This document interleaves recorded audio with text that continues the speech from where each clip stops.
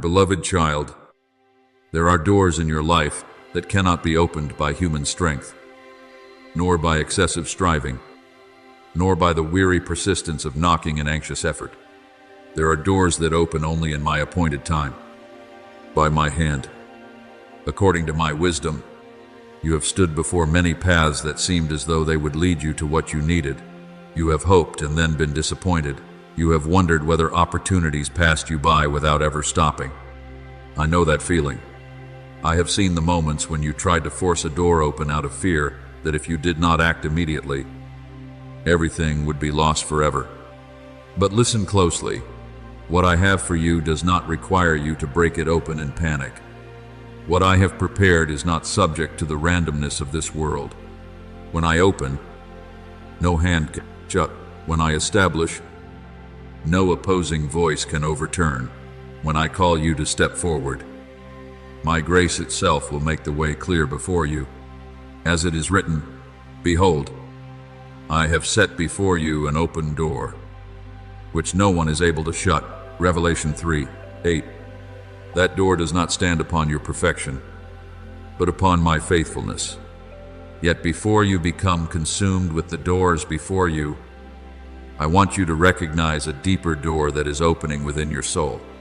If your heart remains confined by old lies, then, even when an outward door opens, you may still walk through it with the posture of one who is bound.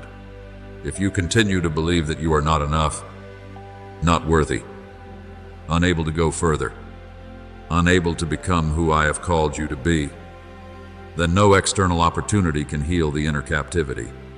Therefore, what I am doing within you is not merely a change of circumstances, it is the opening of your eyes to truth.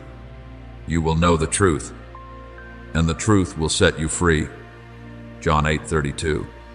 This freedom is not only the act of leaving a place of pain, but the release from allowing that place of pain to define how you see yourself.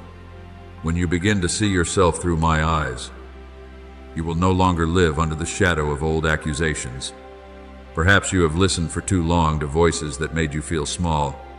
They have told you that you are too late, that there is nothing special about you, that what you carry within is merely illusion, that you should remain where you are to avoid disappointment. But I do not sow fear within you to keep you confined in a familiar prison. I did not place light within you for it to be buried beneath layers of shame. My word does not come to diminish you, but to raise you up in truth. You are not what others fail to see. You are not what your past has done to you. You are not the doors that have closed before you. You are mine, called by name, held in everlasting love, prepared through seasons you once believed were only waiting.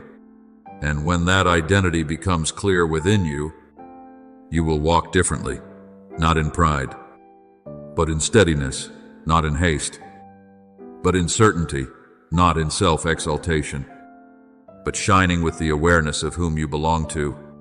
Remember the blind man named Bartimaeus, sitting by the roadside in Jericho. For as long as he lived in darkness, he was seen only as a beggar, as one cast aside. When he heard that Jesus was passing by, he cried out for mercy. Yet the crowd rebuked him and told him to be silent. Do you see it? There are voices around you just like that crowd voices that try to silence your cry, that urge you to accept less than what I have ordained, that want you to grow so accustomed to darkness that you no longer hope for light. But Bartimaeus cried out all the more, and Christ stopped. He called him forward, asked what he desired, and then declared, "Go your way, your faith has made you well." Mark 10:52. Immediately, he received his sight and followed him. My beloved, when I open your inner eyes, you will no longer remain seated by the roadside of your own life. You will rise, cast aside the old garment, and walk in response to the voice that has been calling you all along. I know you have tried to open doors by your own strength, believing that if you did not fight hard enough, your life would be forgotten. But there are doors that have closed, not because you failed, but because I was protecting you from what does not belong to the promise. There are rejections that are, in truth, fences of grace.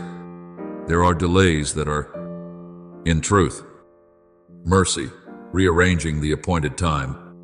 There are paths you thought were opportunities, yet if you had entered them too soon, you would have lost your peace, your purity, or even my voice within you.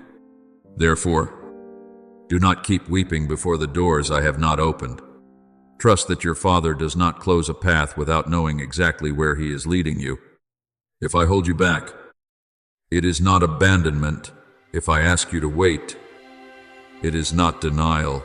If I redirect you, it is not that you are lost. In my hands, even obstruction can become guidance. And when the right door opens, you will recognize it by the taste of peace, by a deep confirmation within your soul. By the way, it does not require you to betray what I have taught you. My doors may require faith, may call you out of what is familiar, may lead you into greater responsibility, but they will never demand that you trade my presence for success. They will not make you smaller in truth. They will not force you to wear again the chains I have already removed. The path I open will lead you into growth, into fruitfulness, into deeper service, and into a truer freedom. As it is written, you make known to me the path of life. In your presence there is fullness of joy. Psalm 16:11. Where I lead, there is not only activity, but life, not only opportunity, but presence. My beloved, the revelation within you will transform the way you walk through the doors before you. In the past, you may have stepped into new things with fear of loss, rejection, abandonnement, judgment. But when my truth sets you free, you will no longer seek permission from your past in order to move forward. You will no longer allow those who once misunderstood you to determine the measure of your obedience. You will no longer confuse humility with diminishing yourself. When I lift you up, you will remain humble, for you know all comes from grace. Yet you will no longer bow to shame.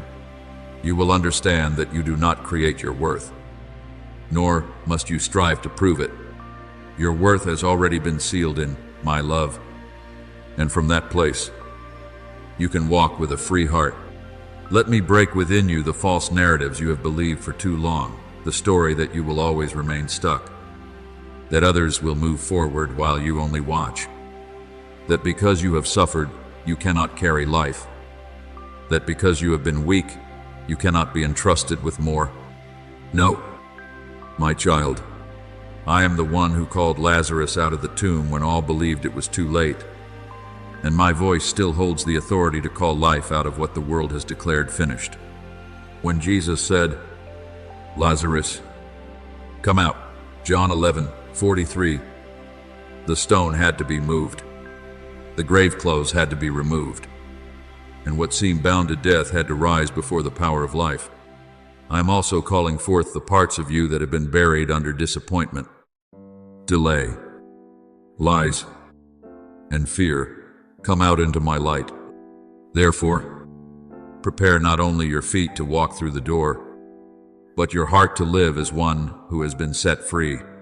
Do not step into a new season while still carrying an old mindset.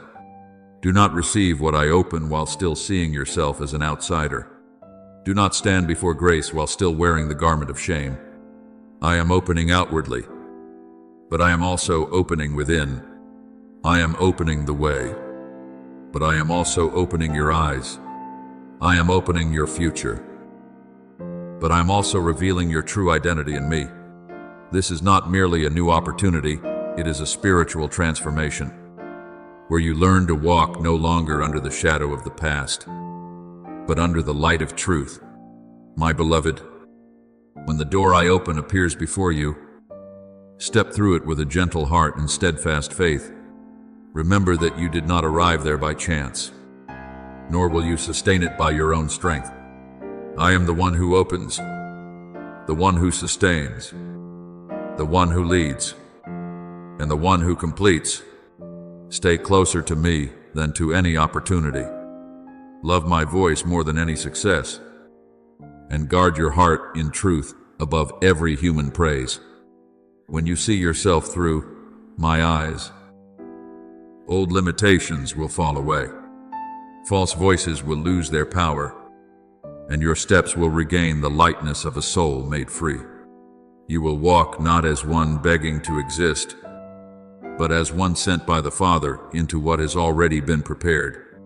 And as you go, you will realize that the greatest door I have opened is not only before you, but within you, the door of truth, of freedom, of restored identity, and of a life no longer imprisoned by the past, but led into newness in my everlasting love. My beloved child, let this word go deeper than the layers of weariness that still linger within you. I have not come merely to return to you a few things that were lost, nor simply to bandage a few wounds so that you may continue living as before. The work I am doing within you is greater than outward restoration. I am reshaping you from your deepest places, the place where thoughts are formed, where fears once hid, where you once called yourself by the name of brokenness. I do not mend your life as one patches an old garment to cover its tears. I give you a new garment, a new identity, a new breath, a new way of seeing yourself and the path ahead. As it is written, if anyone is in Christ, he is a new creation. The old has passed away. Behold, all things have become new. 2 Corinthians 5:17. Understand this, that newness is not a passing feeling, but a sacred recreation within your soul. There was a time when you thought what you needed most was to recover what had been taken from you, a lost opportunity, a broken connection, a shaken faith, a peaceful season, a version of yourself from before the wounds came. But my child, I do not simply return you to what was, because what was is no longer large enough for what I am doing. I do not desire for you to become as you were. I desire for you to become deeper, freer, stronger, and more filled with light than before. My restoration is not the reversal of time, it is the redemption of time. I can take the years that seemed wasted and cause them to produce wisdom. I can take seasons of tears and turn them into streams of mercy. I can take the days you fell and transform them into the very places where you learned the power of my sustaining hand. The old has passed away not because you forced yourself to forget, but because my power has broken its authority over your soul. Therefore, do not continue walking as one who still feels the weight of the past upon your shoulders. What has happened may be part of your story, but it is no longer the throne that governs you. The words that once wounded you may have echoed for a season, but they are not the final voice. The moments when you were overlooked, misunderstood, rejected, or diminished do not have the authority to decide who you will become. I am the one who calls you by name. I am the one who has placed fire within you. I am the one who breathes hope into places that once grew cold. From now on, you do not live merely to avoid pain, nor simply to keep from falling, nor just to survive each day. You are called to carry fire, not a fire that destroys, but a fire of presence, of faith, of love that has been tested and yet has not been extinguished. Remember Simon Peter, who once declared that he would never deny the Lord, yet stumbled in his darkest hour. The sound of the rooster broke his heart, and his tears fell as a confession that could not be hidden. If man had written the ending, Peter might forever have been called a failure. But I do not write as man writes. After the resurrection, the Lord met him by the shore, not to crush him with condemnation, but to ask him in love, "Do you love me?" And then he entrusted him. "Feed my sheep."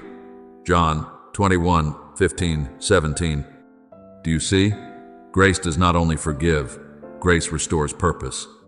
What Peter once believed to be his final shame became the place where he learned that calling does not stand upon human perfection, but upon my mercy and my power. So it is with you, my beloved. Your failures have never surprised me. Your seasons of weakness have never caused me to withdraw my calling. The moments you wept in silence have never diminished your worth in my eyes.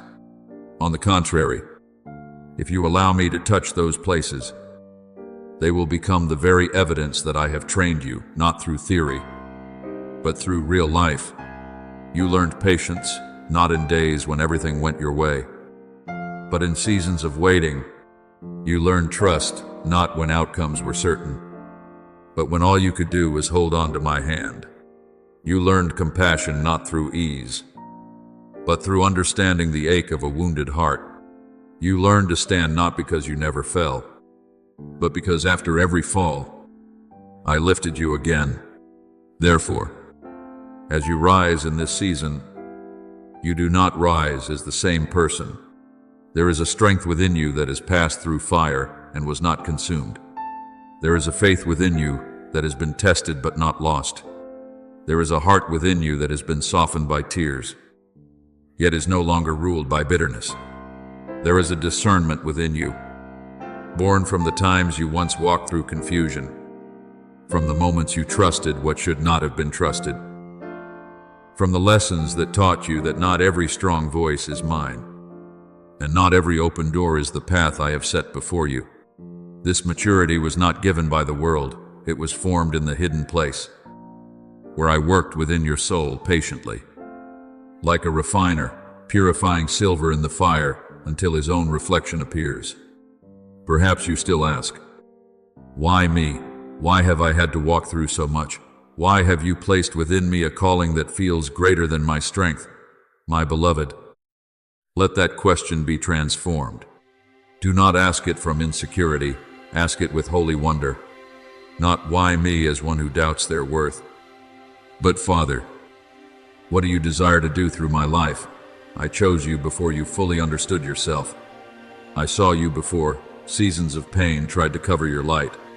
I knew every weakness, every fear, every fracture within you, and still, my calling has not changed. As it is written, you did not choose me, but I chose you and appointed you to go and bear fruit. John 15:16. That choosing did not begin with your achievements. It began with my loving will.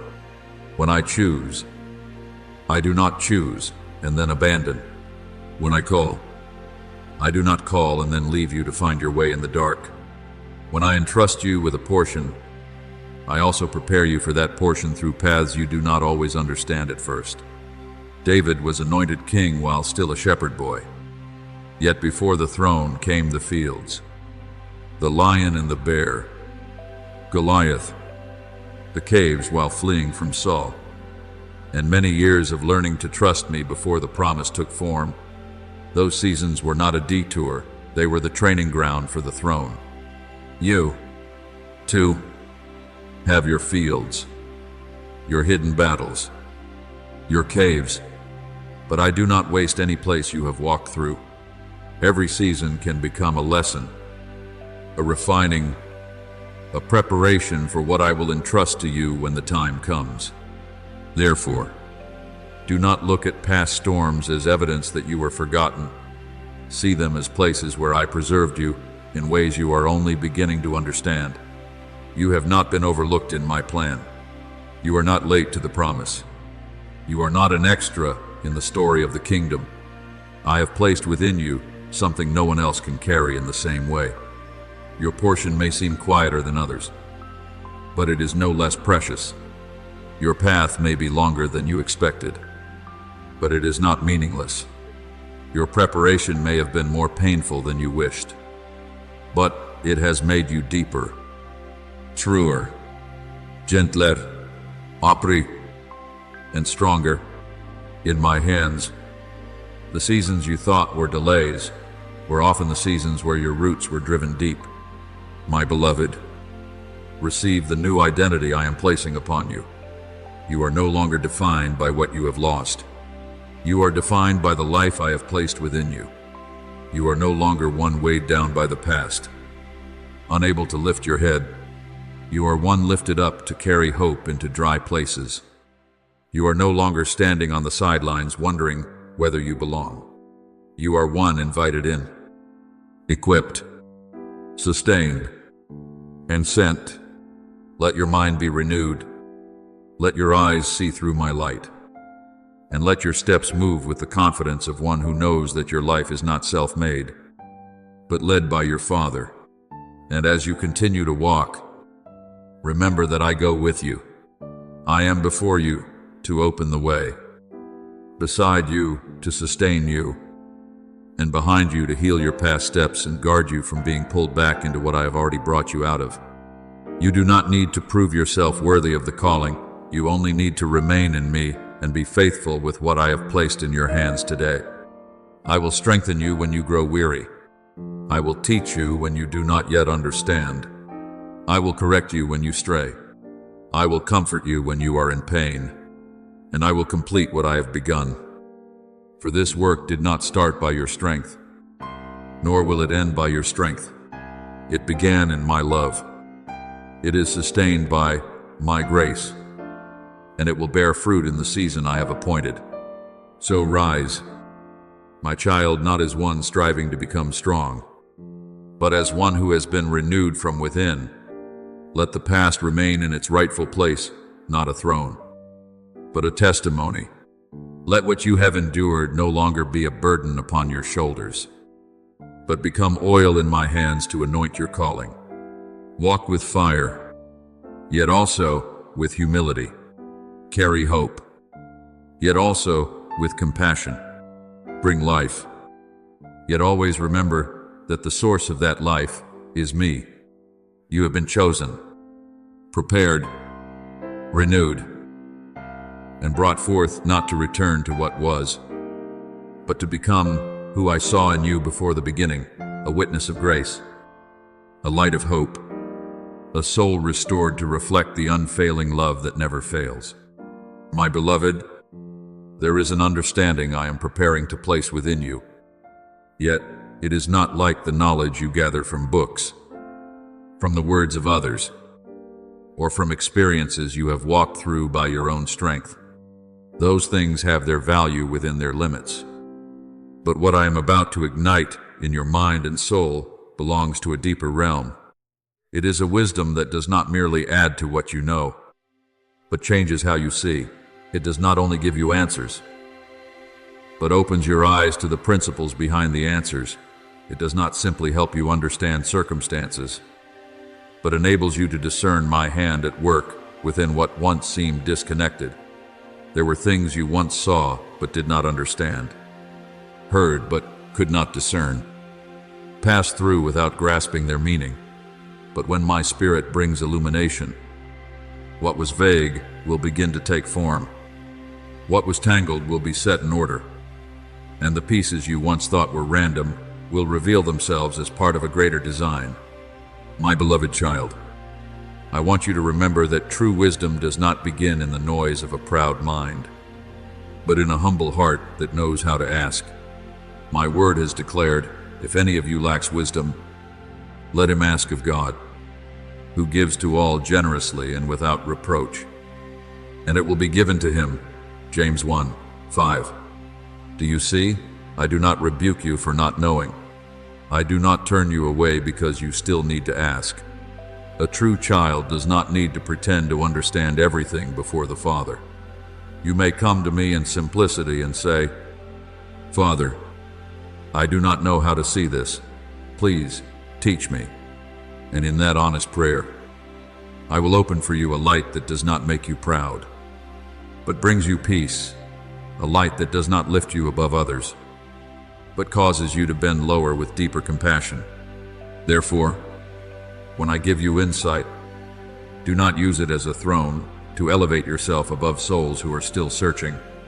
Use it as a lamp placed in your hand to guide, to warm, to encourage, to help others see the way out they thought no longer existed.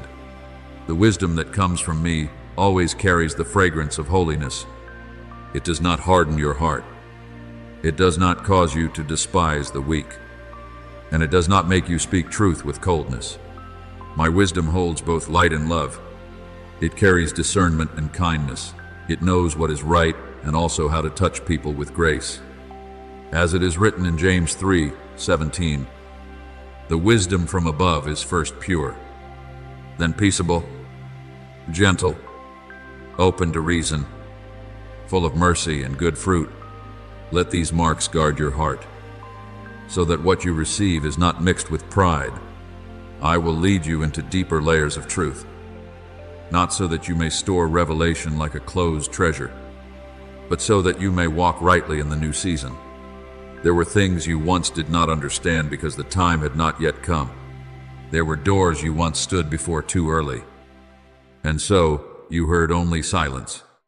There were paths you once overlooked because they did not match what you expected.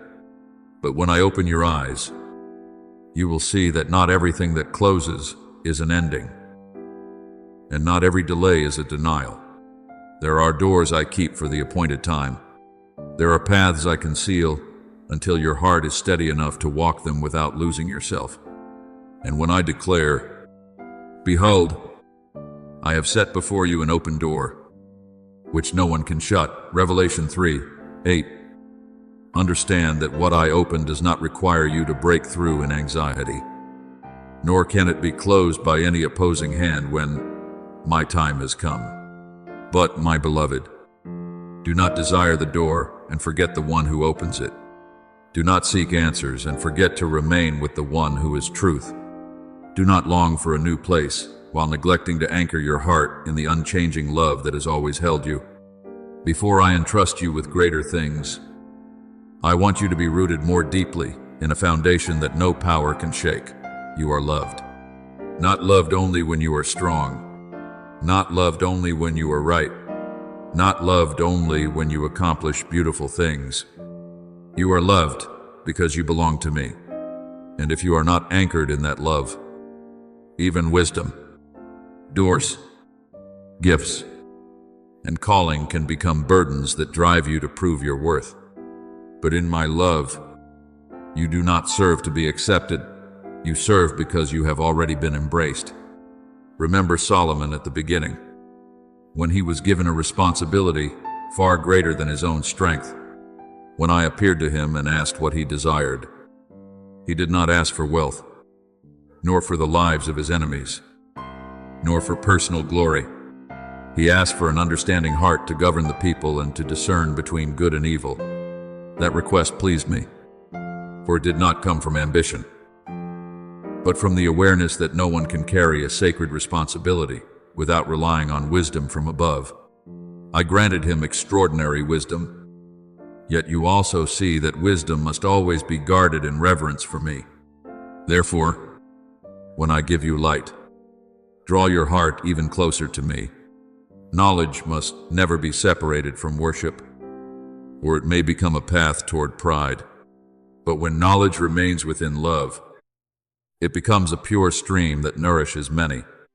I know there are parts within you that still long to prove yourself, that still desire to be seen, recognized. Affirm that you are not insignificant. But I speak to you now with the gentleness of a father. You no longer need to turn your life into a courtroom to defend your worth. I have declared through Jeremiah, I have loved you with an everlasting love, therefore I have drawn you with loving kindness. Jeremiah 31:3. That love does not come and go based on your performance. It does not shrink when you are weak. It does not grow cold when you need time to mature. It does not place a list of conditions before you before allowing you to rest. My love goes before your response, covers your weakness, lifts you when you fall, and calls you back each time you forget whose child you are. Therefore, before every door, before every understanding, before every significant step, remain in my love. Let that love heal the way you see yourself. Let it uproot the lies that have told you that you are only lovable when you are useful, only valuable when you are strong, only acceptable when you need no one to hold you up. No, my beloved, you are loved even while you are still learning. You are loved even when you do not yet know what to do next. You are loved when you tremble before the future. You are loved in the hidden place, before any outward fruit is seen. And that love will make you more steadfast than any confidence the world can teach. For the one who knows they are loved by me will not be easily shaken by the rejection of man.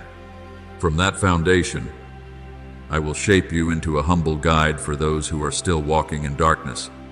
You will not lead by force, but by a light refined through abiding with me. You will know when to speak and when to remain silent, when to lift up and when to warn. For the wisdom I give is not only found in words, but in the rhythm of love. There will be those who come to you carrying the same questions you once carried. There will be souls who need the gentleness I have taught you through your seasons of weakness. There will be those searching for a way in the dark, and the lamp within you will help them believe that I am still making a path. My child, ask for wisdom, but also ask for a tender heart to carry that wisdom in a way that pleases me. Step through the doors I open, but never step away from my presence. Receive new understanding, but do not forget that my everlasting love is the place where you are born again, sustained, and sent.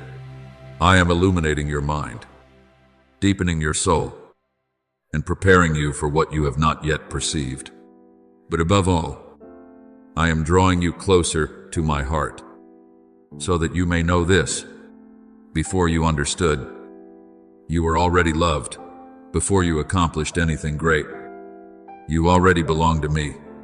And before you became a guide to others, you were a child held in the unchanging embrace of your Father. My beloved, open your heart to a deeper truth than you have ever dared to believe. I do not restore you merely by placing back into your hands what was once lost. I do not return you to the beginning as though all that has passed were only a weary circle. My work within you is not simple restoration, it is elevation, renewal, and re-establishment according to a more sacred order. There are things you once lost that caused you to weep for a long time. Yet I do not look only at what was lost. I look at what will be born from that very place. There are parts of your life you thought were taken in vain, yet in my hands, even ashes can become the material for a new crown. You asked me to heal your wounds, but I desire to make you one who carries healing oil. You asked me to restore your peace, but I desire to place within you a peace deep enough to sustain others. You asked me to help you stand again, but I desire to make your steps a testimony that my grace never fails. Remember Job, who walked through a season of suffering that no human explanation could fully contain. He lost what was precious, sat among ashes, heard judgments that could not touch the depth of his pain, and at times his heart was filled with questions before the silence of heaven. Yet his story did not end in the ashes. When my appointed time came, I restored him, and it is written that the Lord blessed the latter days of Job more than his beginning. Job 42:12. My beloved, this does not mean the pain was not real, nor that the tears were insignificant. It means that, in my hands, suffering does not have the authority to write the final line. What once made you feel diminished can become the place where I make your life deeper, stronger, brighter, and more fruitful for my kingdom. Therefore, do not measure my restoration by the image of who you were before the wound. I do not desire to return you to what you once were, for after all you have walked through, you are no longer the same. If you allow me to work, you will not become bitter, you will become wise, not closed, you will become deep, not hardened, you will become full of compassion. The broken pieces you once felt ashamed of can be woven together into a new garment, not one that hides, but one that reveals purpose, maturity, and living testimony. Just as Joseph once wore a coat of many colors, was cast into a pit, sold, misunderstood, and imprisoned, yet in the end was clothed with authority in the palace. So you will learn that the garment I give after the trial is not only a sign of honor, but a sign of mission. I do not waste the path you have walked. I use it to prepare you for what you have not yet fully seen. But before you step into anything greater, return again to the unshakable foundation. You are loved. Not loved because you are always strong. Not loved because you have never doubted. Not loved because you do everything right. Speak every word perfectly, or appear steady before others. I love you with a love that did not begin with your achievements, and therefore will not end because of your weakness. I have loved you with an everlasting love. Therefore I have drawn you with loving kindness. Jeremiah 31:3. When you move quickly, I am with you. When you move slowly, I do not leave. When you are strong, I rejoice to see you stand. When you are weary, I bend down to lift you. And even when you can only move forward one step at a time through a long day, I still call you my beloved child. Let that love reach the deepest places within you, the places where you once believed you had to strive harder to be accepted. You have lived too long under the pressure of proving your worth, proving that you deserve to be loved, to be heard, to be kept, to be entrusted with a part in what is good. But my child, in me, you do not stand before love as though it were a competition. You have already been accepted by grace. You have already been seen in the hidden place. You were called by name before you could do anything to make yourself worthy. Remember the image of the prodigal son returning in Luke 15. The father did not demand a full explanation, did not leave him outside as a servant, but ran to embrace him, clothed him with the best robe, placed a ring on his hand, and sandals on his feet. This is my heart toward you. Restoration is not only forgiveness, it is the full restoration of your place as a child. From that place of being loved, you can step forward without trembling before the judgments of others. Do not hide yourself anymore. My beloved, I did not light a flame within you for you to cover it beneath fear.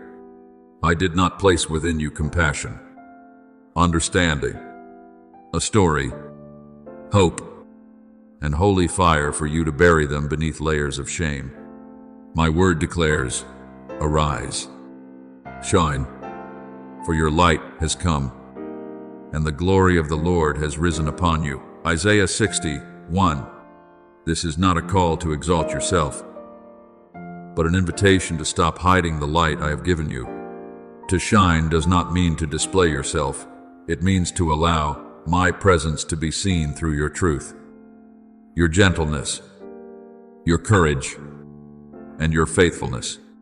The world around you is filled with souls walking in the darkness of confusion, fear, loneliness, and despair.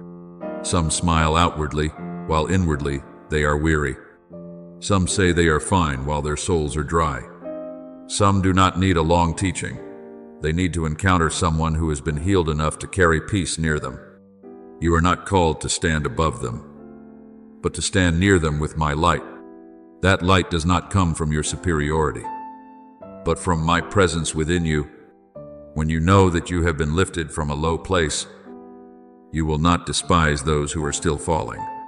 When you know that you have been greatly forgiven, you will not give others cold judgment. When you know that you have been loved in your weakest moments, you will learn to love with a healing love. So walk not as one seeking recognition, but as one already affirmed by the Father. Live not as one trying merely to avoid loss, but as one carrying a treasure formed through trials. Serve not to be seen, but because my love has filled you to the point of overflowing. What you have been through will no longer be chains that pull you backward, but a testimony upon your lips that I restore, renew, raise up, and give beyond what you ever dared to hope. You are not merely recovering what was lost, you are entering into a deeper dimension of purpose. You have not only survived the storm, you have been refined in it to become a light in the night for others. My beloved child, do not be afraid when the path before you no longer follows the shape you once imagined. There are turns that come suddenly and unsettle your heart, changes that do not resemble the prayers you offered, doors that close just as you thought you were about to enter. But do not be quick to call what you do not understand failure, nor to see redirection as proof that I have not listened.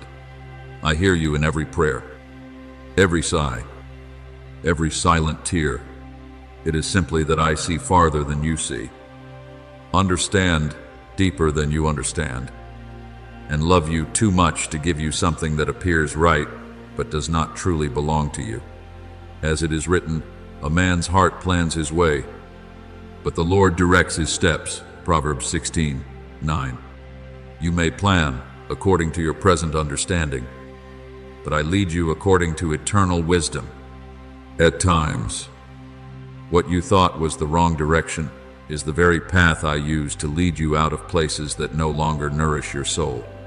At times, what you perceive as rejection is my hand protecting you from a burden you cannot yet see. There are moments when a connection ends, an opportunity closes, a plan falls apart, but behind it is not abandonment. It is mercy, quietly shielding you from what would have drained you. I do not take anything from your hands without seeing how it relates to your life, your growth, and your peace. As it is written in Psalm 84:11, the Lord bestows grace and glory. No good thing does he withhold from those who walk uprightly. If something truly belongs to my will for you, it cannot be lost within my faithfulness. And if it leaves, let your heart ask not in bitterness, but in trust. Father, what are you protecting me from? And what are you preparing me for? I know this is not easy to accept while you are standing and waiting. I see the nights when you stare at the ceiling with a heavy heart, the moments you hold tightly to a promise that seems to drift further from your reach, the weariness within you as time passes and answers do not yet appear. But my beloved, the delay you feel is not a sign that I have forgotten you. There are seasons of silence where roots grow deep. There are days with no outward change when I am working powerfully within. Be still before the Lord and wait patiently for him. Psalm 37:7 is not a call to endure in despair, but an invitation to rest under the rule of the one who is never late. I am not only preparing what I will give you, I am preparing you so that when it comes, you will be strong enough to receive it, wise enough to steward it, and humble enough to use it according to my purpose. Consider the tree planted by streams of water. It does not panic when the heat comes, for its life does not depend solely on the rain above, but on the deep source its roots have reached. As it is written in Jeremiah 17:8, the one who trusts in the Lord will be like a tree planted by the waters. It does not fear when heat comes, its leaves are always green. So it is with you. I am teaching you to live from a deeper source than your circumstances. If your faith remains strong only when everything is favorable, even a small heat will cause you to wither. But when your roots grow deep in me, when your heart learns to drink from my presence, even dry seasons cannot take away the life I have placed within you. I am strengthening you from within before I expand what is before you. You may think this turning point is slowing you down, but I tell you, it is making you stronger. A great harvest cannot be placed upon ground that has not been prepared. A great promise cannot be entrusted to a heart still ruled by fear, comparison, and haste. A wide door should not open before you have learned to discern what comes from me and what arises from ambition. Therefore, I am building a foundation within you. I am cleansing your motives, healing wounded places, uprooting false beliefs, and teaching you to stand in the identity of one who is loved. not one who depends on external validation. This is not causing you to miss your moment. It is placing you precisely in the moment I have appointed. Remember Paul on his missionary journey. When he desired to preach in one region, yet the Spirit restrained him, he attempted another direction, but was not permitted. To human eyes, this may have seemed like confusing obstruction, as though doors of ministry were closing before someone doing good. Yet in the night, he saw a vision of a man from Macedonia calling, "Come over to Macedonia and help us." Acts 16:9. What appeared to be blockage was divine redirection. Had Paul forced his own plan, he might have missed the very place where I had prepared hearts to receive the message. My beloved, there are times when I restrain you, not because your desire is wrong, but because what I am leading you toward is more aligned, deeper, and more fruitful within my design. Therefore, do not be afraid when what you see does not align with what you believe. True faith is not believing only when circumstances confirm your expectations. Faith is holding on to my word, even when your eyes see no outward evidence. Now faith is the assurance of things hoped for, the conviction of things not seen. Hebrews 11:1.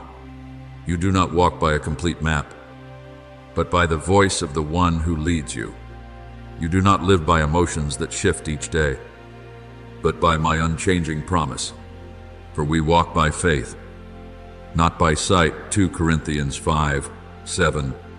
When everything outward remains silent and you still choose to hold on to me, you are stepping into a maturity the world cannot understand. I know there are times when you feel I am silent. There are days when you look around and see no sign. Nights when you whisper, "Father, are you still here?" But my child, I have never left you for a single moment. I will never leave you nor forsake you. Hebrews 13:5. My presence does not disappear because your feelings cannot perceive it. The sun does not cease to shine simply because clouds cover the sky. So it is, with my love it remains. Steady, quiet, surrounding, guiding, sustaining. There are things I do in silence because if I revealed them too soon, you would not yet be able to bear them. There are answers I withhold because I am teaching you not to worship the answers more than the one who gives them. My beloved child, let this be engraved upon your heart as an unshakable foundation. Faith is not the absence of doubt, but the choice to trust that I am good even in the midst of doubt. Faith is not a feeling that always burns brightly. It is the decision of the soul to return to me even when your heart trembles. There will be moments when you weep and still believe, when you are weary and still walk, when you do not understand and yet whisper, "Father, I still entrust myself to you." And in that choice, you step out of instability into steadfastness. The righteous shall live by faith, Romans 1:17, not by the certainty of circumstances, not by the applause of others, not by the speed of answers, but by my faithfulness. So do not resist every turn simply because it does not resemble what you imagined. Do not fear every change just because it removes your sense of control. Do not conclude that you are lost simply because I lead you along a path that is more humble, slower, or unfamiliar than you expected. I see the whole journey. I know which places will grow you, which will misdirect you, which will prepare you, which will test your heart, and which will open at the right time. You see only a portion of the road. I see the entire picture. You hear only a single note. I am composing the full symphony. Walk forward, then, with a gentle and trusting heart. When a door closes, let me comfort and guide you. When a promise delays, let me deepen your roots. When you do not understand, remain near me rather than chasing every hurried explanation. When fear rises, remember that redirection is not always loss. Often, it is the Father's hand turning you back toward where you truly belong. I am working within you before I work around you. I am laying a foundation before I build the house. I am deepening roots before I bring forth a harvest heavy with fruit. And one day, when you look back at the turning points that once confused you, you will see that it was not chaos that led you, but my love quiet, wise, and faithful that brought you to the place where your life could truly flourish. My beloved, let your heart rest in this gentle yet unshakable truth. I do not operate by the small clock you are watching, yet I am never late in the timing of heaven. You often measure my faithfulness by the speed of answers, by whether doors open immediately, by whether circumstances change according to your expectations. But I see beyond your present moment. I see what you are asking for. And I also see what would happen if it were given before your heart is steady. Your roots are deep, and your hands are mature enough to steward it. Because I love you, I do not give everything simply because you are eager to receive. Because I love you, I know when to open, when to hold back, and when to let you wait a little longer within my embrace. As it is written, for everything there is a season, and a time for every purpose under heaven, Ecclesiastes 3:1. And I make everything beautiful in its time, Ecclesiastes 3:11. What is beautiful is not only what comes, but what comes in the right season, in the right way. At the moment your soul can receive it without being drawn away from me. Perhaps you are standing in a place of uncertainty, where nothing is yet clear enough to bring you peace. Yet nothing is, as it once was, for you to return to. This is where many souls feel most unsettled, because you cannot fully see what lies ahead, nor fully understand what lies behind. But my child, do not call the process failure. Do not call preparation delay. Do not call silence abandonment. I do not begin a work in you and then walk away halfway like an impatient builder. As it is written in Philippians 1:6, he who began a good work in you will carry it on to completion until the day of Christ. I do not only begin by power, I finish by faithfulness. What I am building within you may not yet be visible to others, and at times even you may not recognize it. But in the hidden place, I am laying foundations, raising pillars, restoring what was broken, deepening the roots of your faith, and preparing you for what you are not yet ready to fully understand if I revealed it too soon. My beloved, there are times when you feel that I am far, but that is not evidence of my absence. Your feelings may shift with weariness, with memory, with pressure, with long sleepless nights, but my presence does not change with those feelings. When you collapse and think no one sees you, I am closer than your very breath. When you cry in the night because you cannot find a way out, I am not standing outside the storm observing you. I am within the storm with you, placing my hand upon your soul, keeping you from breaking, and quietly making a path your eyes cannot yet perceive. Even though I walk through the valley of the shadow of death, I will fear no evil, for you are with me. Psalm 23:4. Do you see?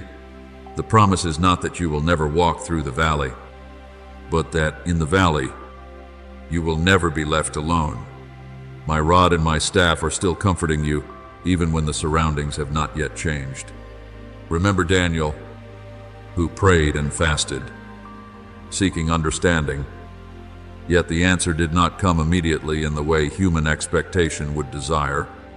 In Daniel 10, the angel said that from the first day he set his heart to understand and humbled himself before God. His prayer had been heard, yet there was a battle in the unseen realm before the answer was revealed. My beloved, this teaches you that a delay in what is seen does not mean your prayer has not been heard. There are things I set in motion from the very first moment you spoke to me, yet your eyes have not seen them because deeper orders are still being arranged. Do not let the distance between your prayer and its answer cause you to doubt my ear. I hear you before you finish your sentence. I see your need before you can name it, and I am working even in realms your understanding cannot yet reach. There are things you call confusion, yet in my hands they are being set in order.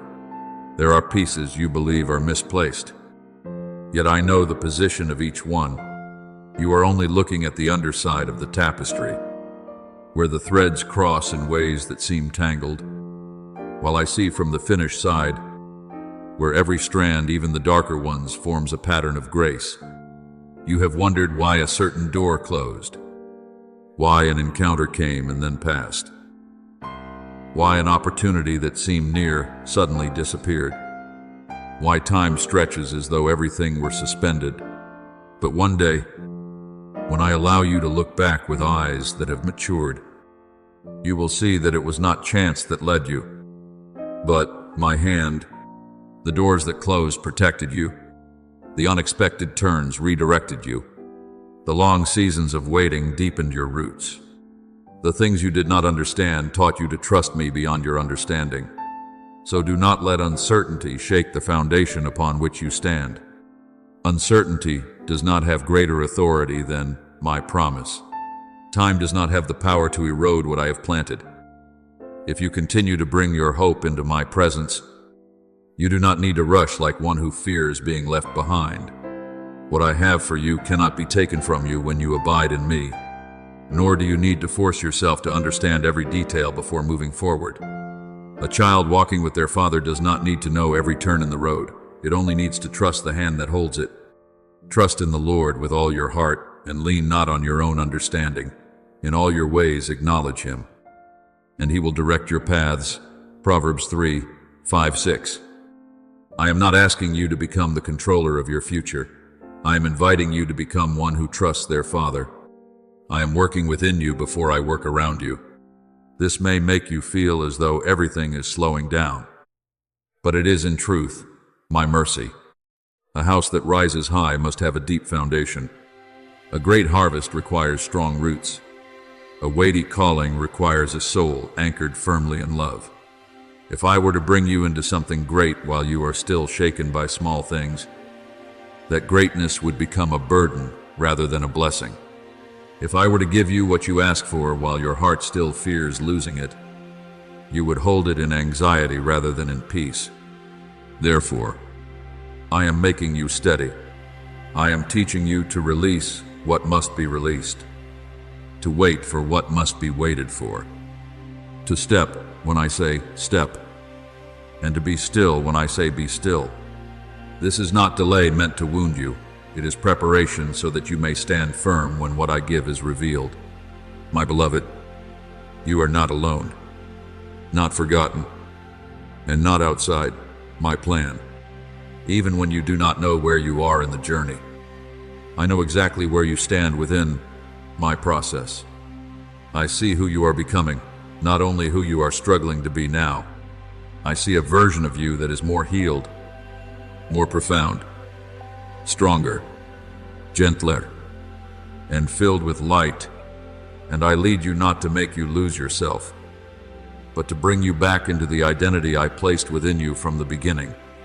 What you call contradiction, I am reconciling. What you call delay, I am completing. What you call loss, I am redeeming. What you call detours, I am using as a school for your faith. Continue to walk, but walk in the rhythm of grace, not in the rhythm of fear. Keep your heart soft, for a soft heart hears me more clearly than a hardened one. Hold on to hope, but let that hope be anchored in me, not in how you imagine. The answer must come. Wait, but do not wait like one forgotten outside the door. Wait like a child within the Father's house, knowing that the table is being prepared at the right time. Isaiah 40:31 says that those who wait upon the Lord will renew their strength. They will soar on wings like eagles. They will run and not grow weary. They will walk and not faint. Waiting in me does not drain you. It renews you when you place your soul under my wings. And one day, when the appointed time is revealed, you will see what today you can only believe.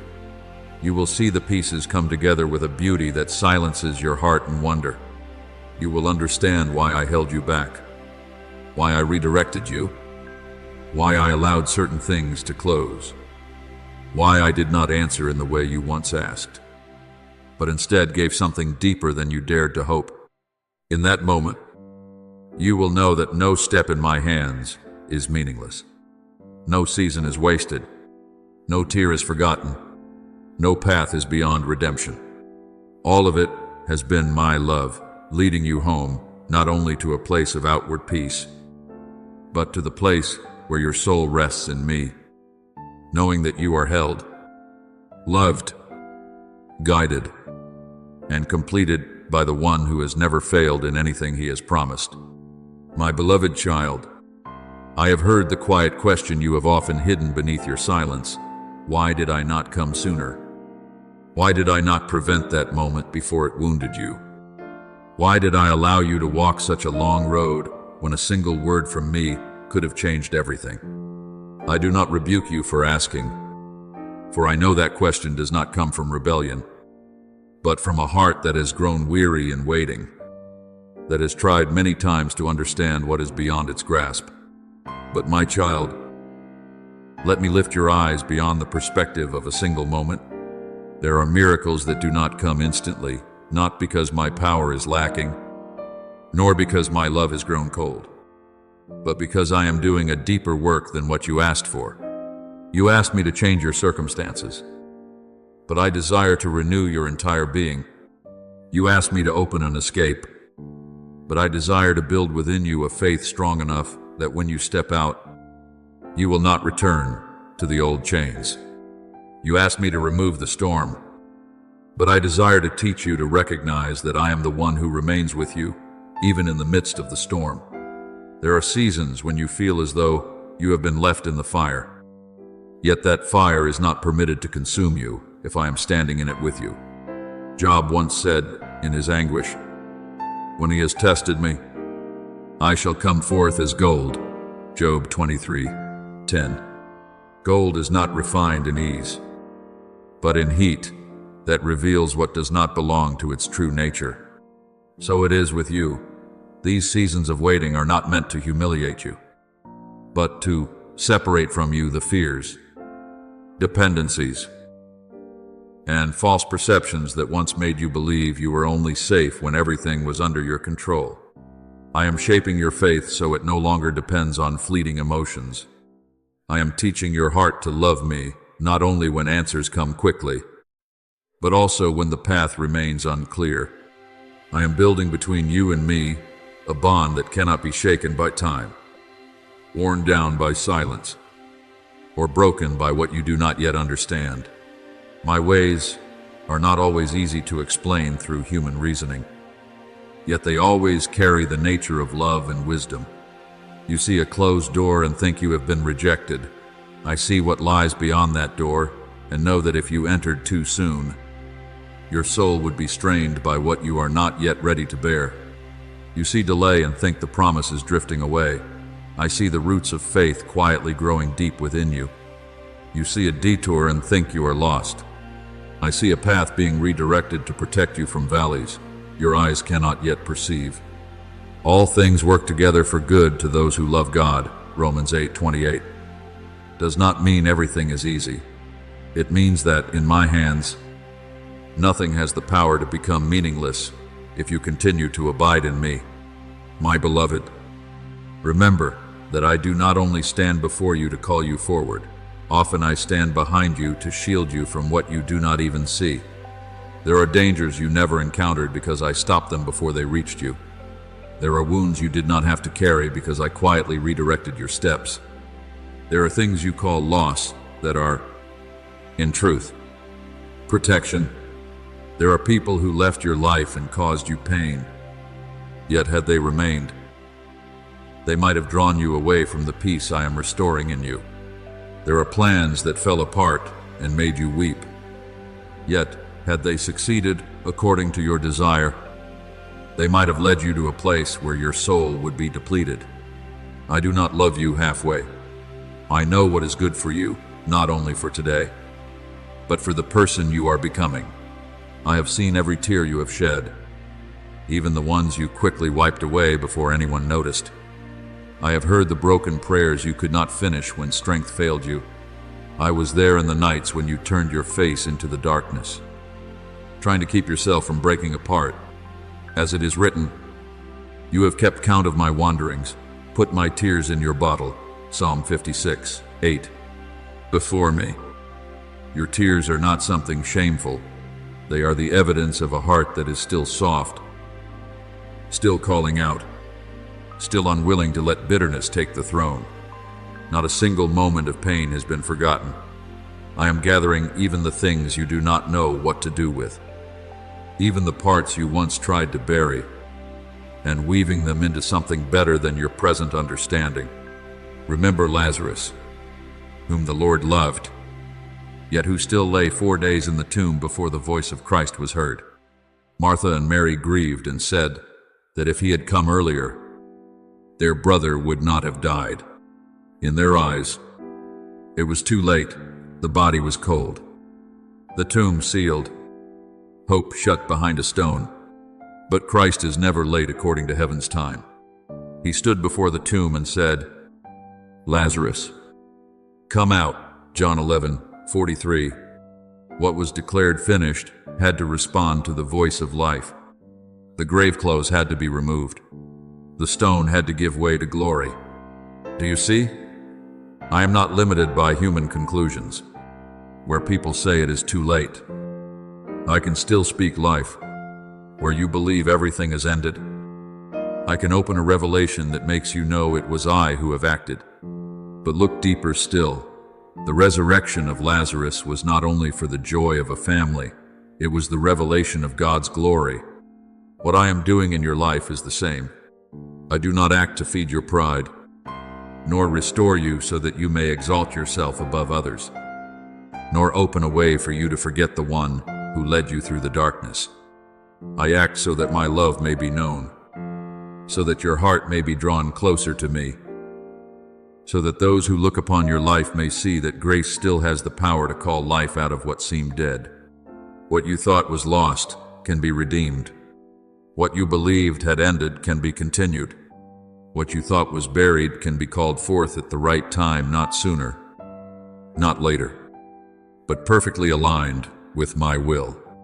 Therefore, do not let waiting lead you to false conclusions about my heart.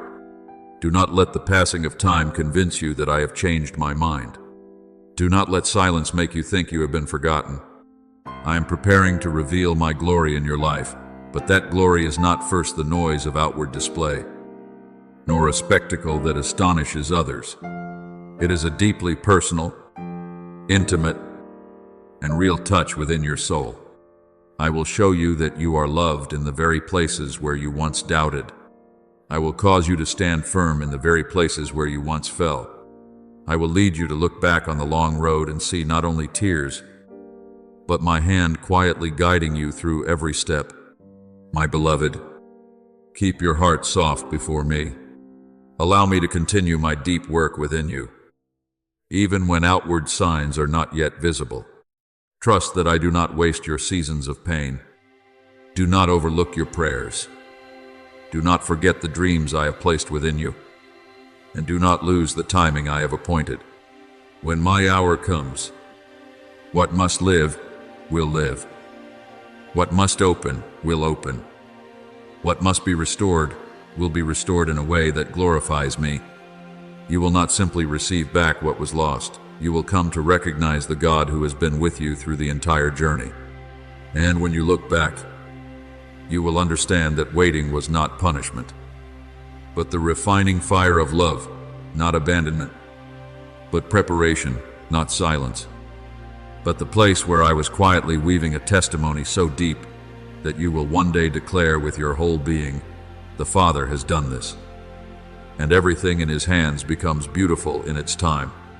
My beloved child, I know there are moments when you are so weary that you no longer want to explain yourself to anyone, no longer want to try any harder, no longer want to rise again to hope once more. There are days when you look at what you have sown, at the prayers you have lifted, at the quiet efforts you have made, and you wonder why everything still seems silent before you. You think your prayers have vanished into empty space, that the cry of your heart has not reached the heavens, that your efforts have fallen to the ground without bearing anything at all. But child, pause for a moment and listen to the very life still moving within you. Every breath you draw is a reminder that I am still sustaining you. Every heartbeat is evidence that your story has not come to an end. As Job declared in the midst of his trial, "As long as my breath is in me, and the Spirit of God is in my nostrils," Job 27:3.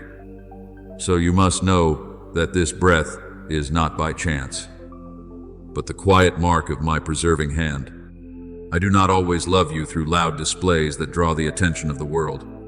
Often, my love comes like the morning dew settling gently upon dry ground, unseen and silent, yet keeping life from withering away.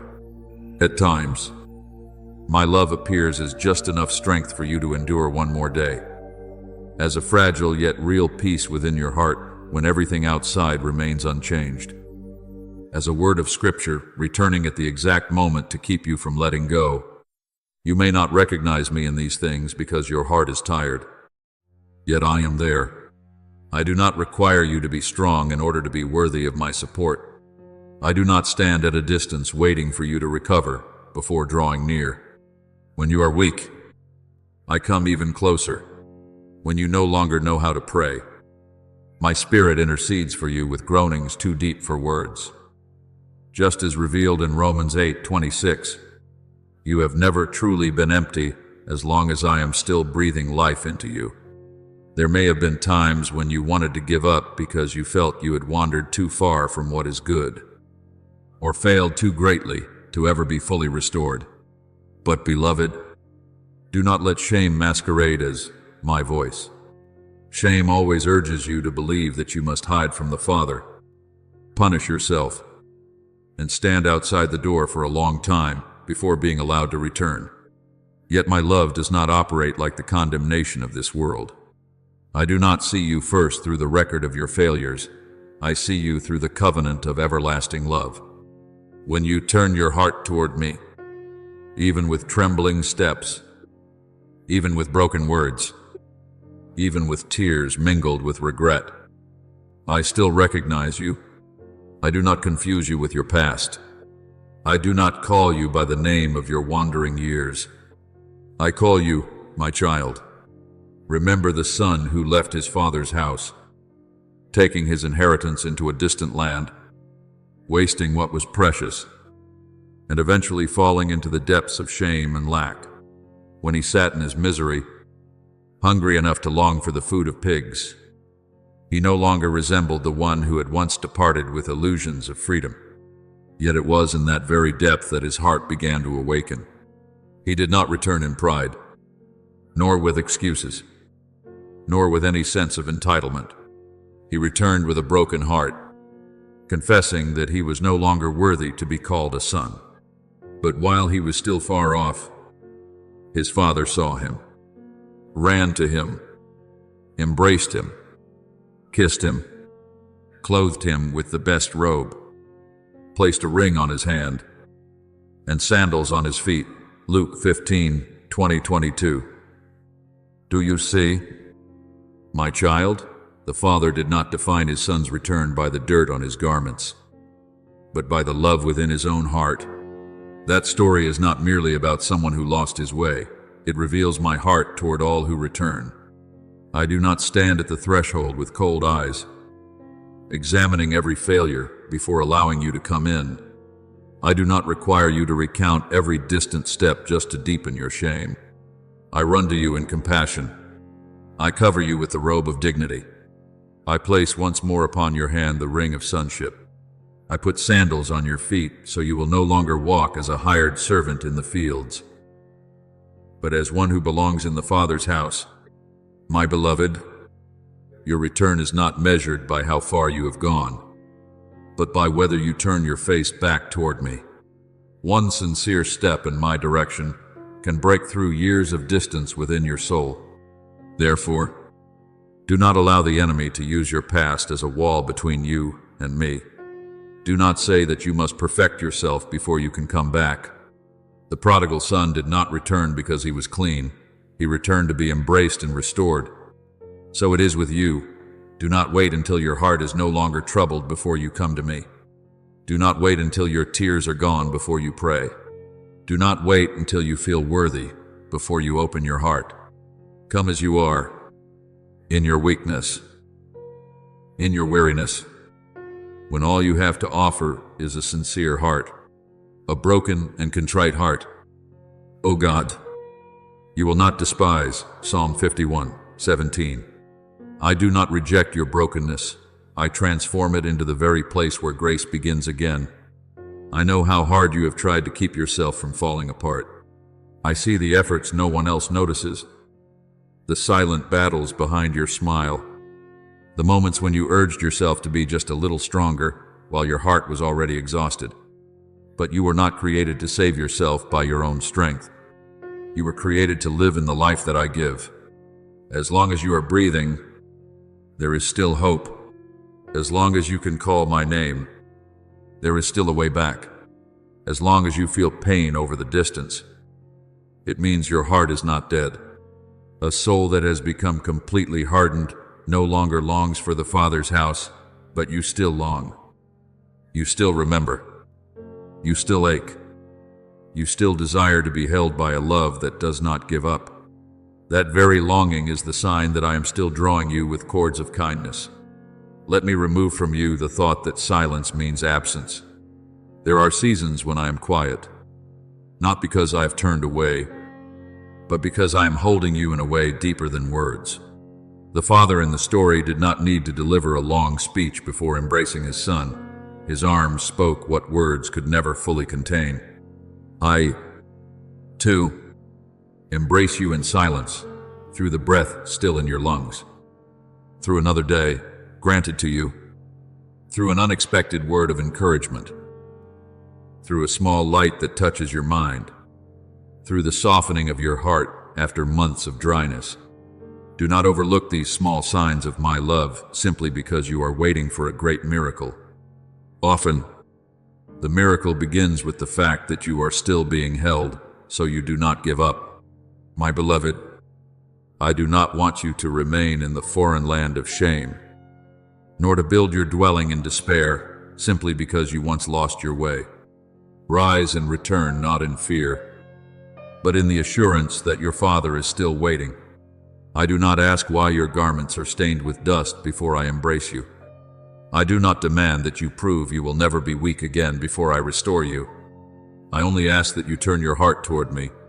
From that very moment, grace begins to do what your own strength never could: to cleanse, to heal, to restore, to clothe you again with dignity, and to teach you to walk as one who truly belongs at home.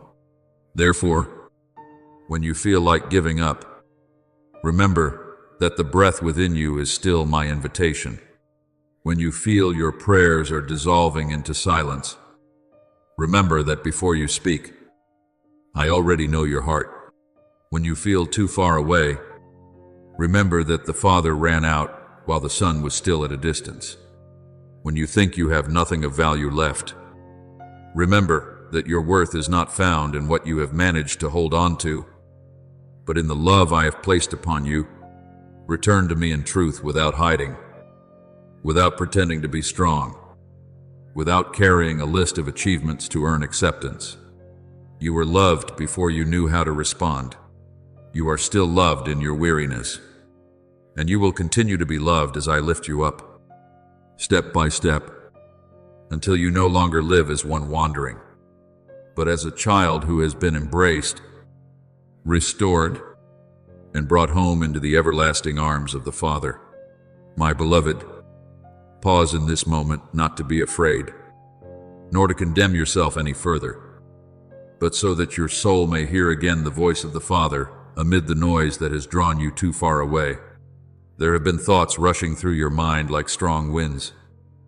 making you feel as though you must hurry, must protect yourself, must find answers immediately, must prove that you are still holding together. But I do not call you through that restless urgency. I call you with a gentle voice deeper than your anxieties, closer than your painful memories, more real than every word of condemnation you have ever heard. Listen not only with your ears, but with the deepest place within your heart. For my word to you is not a fleeting comfort that fades away, nor a fragile emotion meant to soothe you for a moment. My word is a promise, and that promise does not change. I love you. I have chosen you, and no mistake from your past holds the power to separate you from my love. Perhaps you have passed through days when you could no longer recognize yourself. Perhaps you allowed weariness to pull your soul away from rest, disappointment to make your prayers grow faint, and shame to whisper that you are no longer worthy to return. But, child, remember what is written, "Who shall separate us from the love of Christ?" Romans 8:35. Not your weakness, not your seasons of wandering, not the times you fell in silence, not even the paths you chose and later realized led you astray.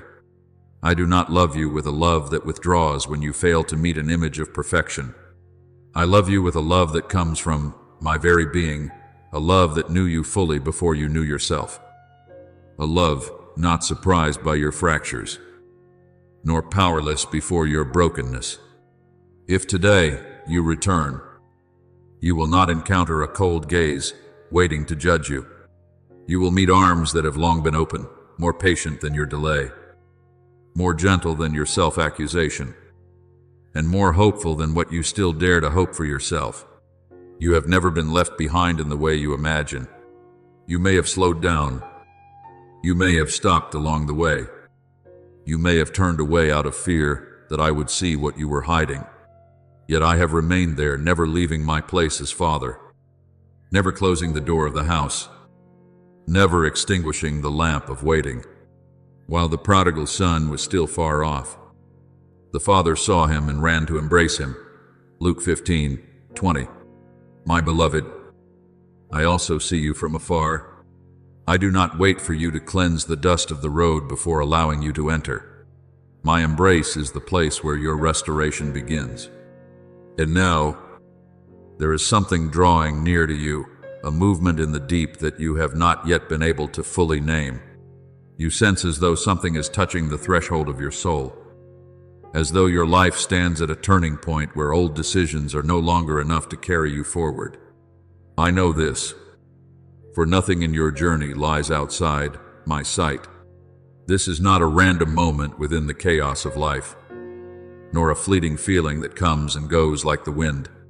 This is a moment of spiritual weight, where I invite you to look honestly at the direction of your heart and choose again the path of life. As it is written, I have set before you life and death, blessing and curse, therefore choose life. Deuteronomy 30:19. I do not force you through fear, for true love does not compel, but I place before you a sacred invitation. Choose what leads you back to me. Choose what brings your soul to life again. Choose what no longer feeds the darkness within you. Remember Joshua when he stood before the people and declared, choose for yourselves this day whom you will serve. But as for me and my house, we will serve the Lord. Joshua 24:15. This was not merely a public statement. It was a boundary drawn within the soul. There are moments when you can no longer live in compromise, when you cannot desire healing while still clinging to what wounds you, cannot long for the light while allowing darkness to retain authority in your mind. I do not say this to frighten you, but to awaken you through love. A small choice today can become the doorway to a new season. A sincere word spoken today can break through years of distance. A decision to return today can begin the restoration you once believed was lost forever. Perhaps you have thought yourself unworthy to hear such a calling. You look at your failures, your weaknesses, the decisions that bring you shame, and you place yourself outside the boundary of my love. But child, that boundary is built by shame, not by me. I do not measure you by success or failure. I do not weigh my love for you based on whether today you are strong or weak, bright or dim, steady or trembling. I have declared, I have loved you with an everlasting love. Therefore, with loving kindness I have drawn you. Jeremiah 31:3. It is this loving kindness that is drawing you even now, not to humiliate you, but to bring you out from the place where you have remained too long in isolation. I am not grieved by your fall in the way one who seeks to punish. I am grieved when you believe that your fall has caused me to turn away, while I have remained near, still calling, still waiting, still loving. Do not mistake my patience for indifferent silence. Do not assume that, because I have not finished your story, I am no longer writing it. Do not confuse the days when you do not feel me with the truth of my presence. I have been with you in moments when you could not even name your sorrow. I have sustained you through nights you thought you would not survive. I have placed new breath within you each morning, even when you awoke with a heavy heart. The steadfast love of the Lord never ceases. His mercies never come to an end. They are new every morning. Lamentations 3:22-23. If you are still hearing these words, if your heart is still stirred, if there remains within you even a small desire to return, that is evidence that my grace is still at work. So let this moment become the place where you stop running from my love. Lay down the words of self-condemnation you have carried for too long. Stop believing that you must become perfect before you can be embraced. Do not let your past failures stand as gatekeepers, preventing you from entering the Father's presence. I do not call you back to live in shame, but to be rebuilt in dignity. I do not call you to choose life so that you will fear death, but so that you may discover that life in me is more beautiful than anything that once bound you. Open your heart, even if only a little, and you will see light entering the places you thought were closed forever. Speak to me with the most honest words you can offer, even if they are brief, broken, and filled with tears. I understand the language of a heart that is returning. My beloved, I am still here, not at the end of some distant road you must crawl toward in exhaustion, but near, right where you pause and turn your heart toward me. I call you not with threat, but with love, not with accusation, but with invitation, not with a condemning gaze, but with the embrace of a father. What you choose today is not merely an emotional decision, but a step toward life itself.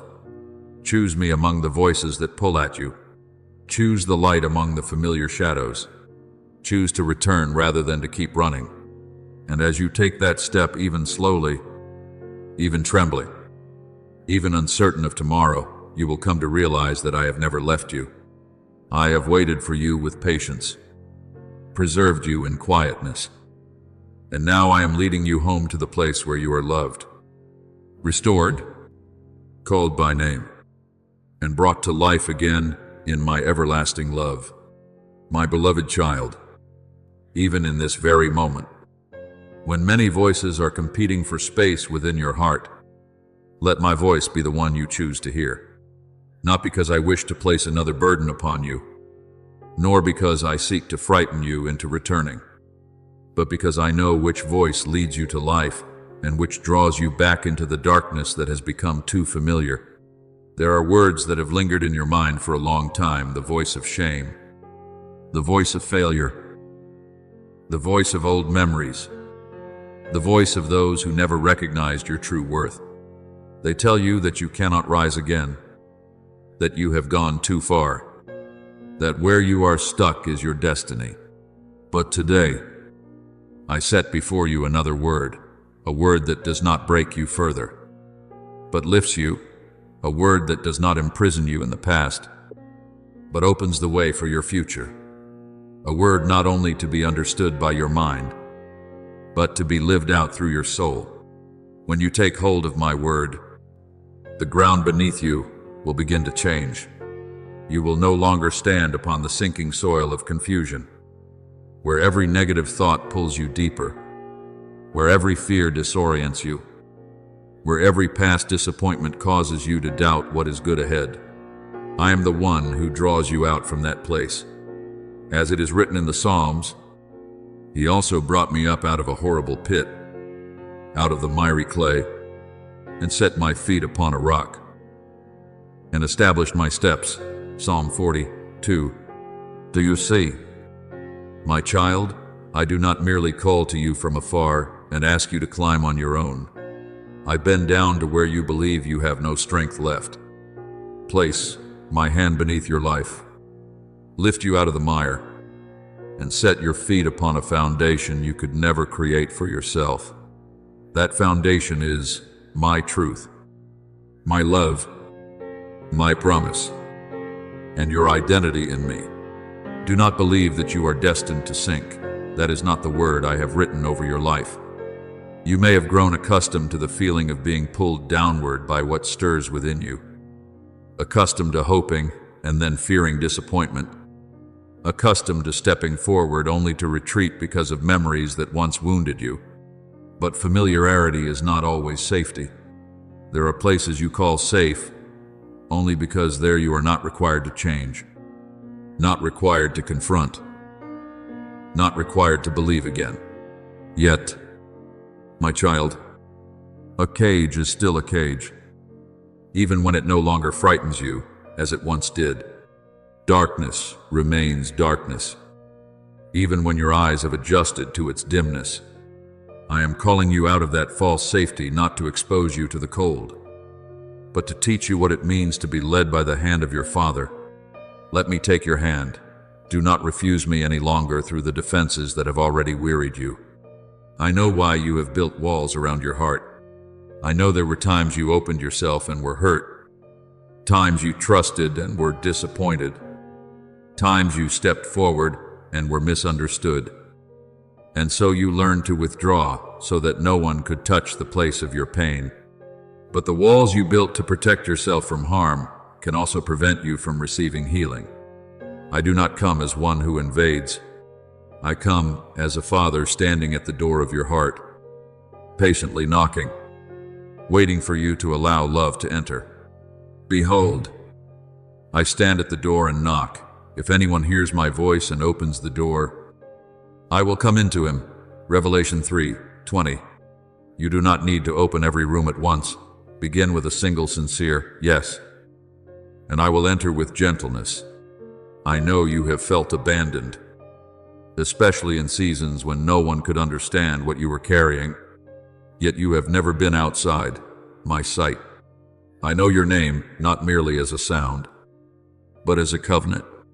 I know your journey, not only the parts you can tell, but also the passages you cannot find words to describe. I know the wounds you have hidden, the questions you have buried, the times you kept going, even when your heart was nearly breaking. And I call you not by your past, not by your weak days, not by your regrets, but by the future I have prepared for you in love. As I have spoken, fear not, for I have redeemed you. I have called you by your name. You are mine. Isaiah 43:1. When I call your name, shame no longer has the right to answer in your place. Remember the man who lay by the pool of Bethesda for 38 years. He remained for so long in a place that seemed near to a miracle, yet he had not been touched by it. Each time the waters were stirred, he had no one to help him into the pool, and the passing years may have turned hope into a painful routine. But Christ came near and asked him, "Do you want to be made well?" John 5:6. That question was not because the Lord did not know his suffering, but because true healing calls forth a response from within. Then he said, "Rise, take up your bed and walk." John 5:8. My beloved, there are places in your mind where you have lain for too long, areas you have come to call helpless. Yet my voice today speaks into those very places. You were not created to remain lying beside the possibility of healing. You are called to rise in my power. Perhaps your bed is not a mat by a pool, but the old narratives upon which you have lain for far too long. I am not enough. I always fail. No one truly stays. Good things are for others. Yet I do not call you merely to leave that bed behind. I call you to carry it as a testimony that what once held you down no longer has authority over you. When I lift you, your past is no longer your dwelling place, but becomes the evidence of where I have brought you out from. When I set your feet upon the rock, you no longer need to live as one on the verge of collapse. You may tremble, yet still stand. You may not understand everything, yet still walk. You may carry scars, yet you are no longer bound by your wounds. Therefore, choose my voice over the voice of the pit. Choose the promise over condemnation. Choose to step out rather than remain hidden where life no longer dwells. Fear not, for I am with you. Be not dismayed, for I am your God. I will strengthen you. Yes, I will help you. I will uphold you with my righteous right hand. Isaiah 41:10. This word is not reserved for those who are never weak. It is given to those who know they need to be upheld. I do not tell you not to fear and then leave you to wrestle with fear alone. I say do not fear because I am with you. My presence is the reason for your courage, not your perfection. My beloved, let your heart cease resisting the hand that longs to heal you. I do not draw you out of darkness to leave you lost in the light, but to teach your eyes to grow accustomed to true life. I do not call you out of false safety to cast you into isolation, but so you may discover that beyond the old walls, I am still your refuge. God is our refuge and strength, a very present help in trouble. Psalm 46:1. Your refuge is not avoidance, it is me. Your strength is not self-protection, it is my presence within you. Your peace is not the absence of trials, it is the assurance that no trial can separate you from my hand. Now, take your steps, little by little, but take them truly. Allow my light to touch the places of your heart that have long been closed. Let my word replace the words that have diminished you. Let my hand hold yours in those first trembling steps. You do not need to run at once. You do not need to prove anything immediately. You do not need to understand everything right now. Simply do not refuse the life that is calling you out of where you have been. I am setting your feet again upon the rock, establishing your steps, and teaching you to stand as one who no longer belongs to the pit. You belong to me. You belong to life. You belong to the future I have seen even while you are still struggling with today. Therefore, my child, listen to the voice of your Father. It does not crush you, it raises you up. It does not drive you into fear, it leads you into freedom. It does not call you by your failures, it calls you by love. I am near, reaching out my hand, leading you from the familiar darkness into the wide space of grace. And when you allow me to hold your hand, you will realize that you were never meant to rescue yourself from the pit. I have come to lift you out, to set you upon the rock, and to teach you to walk in the steadiness of a soul that is loved, known by name, preserved, and prepared for a tomorrow brighter than you have ever dared to believe. My beloved, you do not need to hold the entire map in your hands in order to take the next step. I do not place upon your shoulders the burden of explaining everything that has happened, nor do I require you to understand every turn, every closed door, every season of waiting, every pain that has silenced you in the dark. There are things that, if you try to grasp them with a weary mind, will only leave you more confused. There are fragments that, if you examine them in isolation, may cause you to believe your life is nothing more than a collection of unfinished pieces. But I see what you cannot yet see. I do not see only the fragments. I see the whole tapestry being woven by my hand. What you call broken pieces, I can gather into a testimony of grace. What you call loss, I can transform into fertile ground for a new harvest. What you think is an ending, I can use as a boundary that opens into a deeper, truer, brighter chapter in me.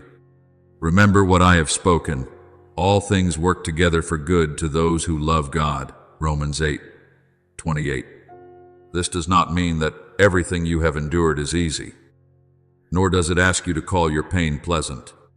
I do not deny your tears. I do not minimize the years you have struggled to stand while your heart was breaking.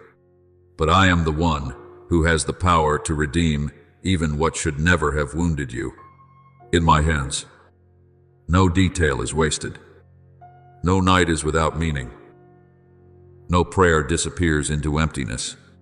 I can take even the things you wish to hide, the chapters you never wanted to revisit, and build within you wisdom, compassion, discernment, and a quiet strength that an easy life could never produce. Perhaps you have thought that this journey is too long, that if I were truly with you, everything would have been simpler, quicker, less painful. But child, I never promised that you would always understand my ways while you are walking through them. I promised that I would be with you, and my presence is more valuable than the explanations you seek. When you are in the valley, it is difficult to see the shape of the path, but from my height, I see where every step will lead. You see only a portion of the road before you, but I see the destination. I see who you are becoming. I see the lives you will touch. I see the harvest that will grow from the seeds of tears you do not yet understand. Therefore, do not let what you cannot see cause you to doubt the one who sees all. I have never led you this far, only to release you in the middle of the journey. If I have sustained you through the days you thought you could not endure, if I have upheld you through the nights when you barely had the strength to breathe, if I have preserved you through seasons no one knew how deeply you were hurting, then you must trust that I will not leave you now. I will never leave you nor forsake you. Hebrews 13:5. This word does not change with your emotions, does not weaken when you grow weary, does not lose its power when you doubt. It is a covenant of presence. I am with you when you are strong and when you are weak, when you walk swiftly and when you can only move step by step, when you are clear and when you are confused, when you can sing praises and when you can only remain silent before me. Remember the two disciples on the road to Emmaus after the crucifixion. They walked with heavy hearts, believing that all hope had ended, that what they once trusted had been shattered under the weight of the cross. They spoke of their disappointment, yet did not recognize that the risen Lord was walking beside them. He did not leave them in their confusion. He opened the scriptures to them, explained what they did not understand. And when he broke the bread, their eyes were opened. Luke 24:13-35. My beloved, there are times when you are like them, walking in sorrow, thinking I am absent, while I am drawing very near. Often you will only realize later that in the very path where you felt most alone, I was beside you, speaking to your heart, steadying your steps, and preparing for your eyes to be opened at the appointed time. Because I love you, I will not allow you to live a shallow life, centered only on avoiding pain and seeking comfort. I did not create you merely to exist from day to day, to breathe without truly living, to repeat old patterns within a soul that has grown too confined. I desire for you to grow. I desire for you to be transformed. I desire for you to live with the depth of one who has encountered me in both light and darkness, who has learned to trust me without seeing, who has learned to love even after being wounded, who has learned to stand not because they have never fallen, but because they know the hand that lifts them up. The life I have for you is not shallow. It has roots. It has fire. It has purpose. It carries a peace that no storm can take away. Yet to enter into that depth, there are things within you that must be reborn from within. I do not merely seek to change your schedule. I seek to renew your mind. I do not only wish to open new circumstances, I want to open your spiritual eyes so that you may see yourself and your life through truth. I do not only want to remove outward burdens, I want to break the inner chains that once made you believe you were not enough, not worthy, unable to go further. Do not be conformed to this world, but be transformed by the renewing of your mind. Romans 12:2. When your mind is renewed, you will no longer interpret everything through the lens of fear. You will begin to see difficult seasons not only as places of wounding, but as places where I refine you, not only as times of loss, but as moments where I deepen your roots, not only as waiting, but as preparation for a greater capacity to receive what I will give. My beloved, you do not need to return and untangle every knot of your past by your own strength before you can move forward. There are things I will explain to you in their proper time. There are things I will heal before you fully understand them. There are pieces you will only recognize when you look back after many seasons. What I invite you to do today is to trust me in your next step. Entrust to me what you do not understand. Place into my hands the questions that have no answers yet. Allow me to hold the parts of your memory that still ache. And let me teach you that peace does not always come from having every explanation, but from knowing that you are held by the one who has both the power and the love to sustain you. Do not despise the process quietly unfolding within you. A seed buried in the soil is not useless simply because it has not yet broken through the surface. A child in the womb is not forgotten just because the world has not yet seen it. A foundation beneath the ground is not meaningless simply because no walls have yet risen. So it is with you. There are works I am doing in hidden places. Long before anyone can see the results, I am teaching you patience, not the patience of helpless endurance, but the patience of one who knows that their Father is at work. I am teaching you trust, not a vague trust, but one anchored in my nature, faithful, merciful, wise, and never giving up on you. So, continue to walk forward, but do not walk as one who must prove they will never fall. Walk as one whose hand is being held. Live today, not under the pressure of needing to understand the entire journey, but in the peace of knowing that the journey rests in the hands of your Father. When you are weak, lean on me. When you do not understand, speak honestly to me. When you are afraid, let my promise become greater than the voice of fear within you. When you see broken pieces, remember that I am the one who knows how to weave them into a picture you cannot yet imagine. And when you feel as though you are merely existing, return to me, for I have not called you to live a shallow life. I have called you into abundant life where you are not only carried through trials, but transformed within them, matured through the process, and led into a life of depth, meaning, and true light.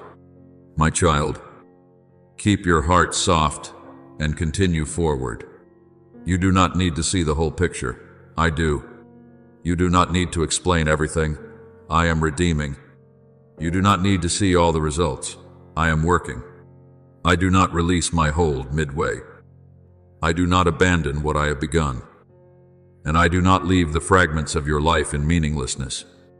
I am gathering them with love, weaving them with grace, and turning them into a testimony.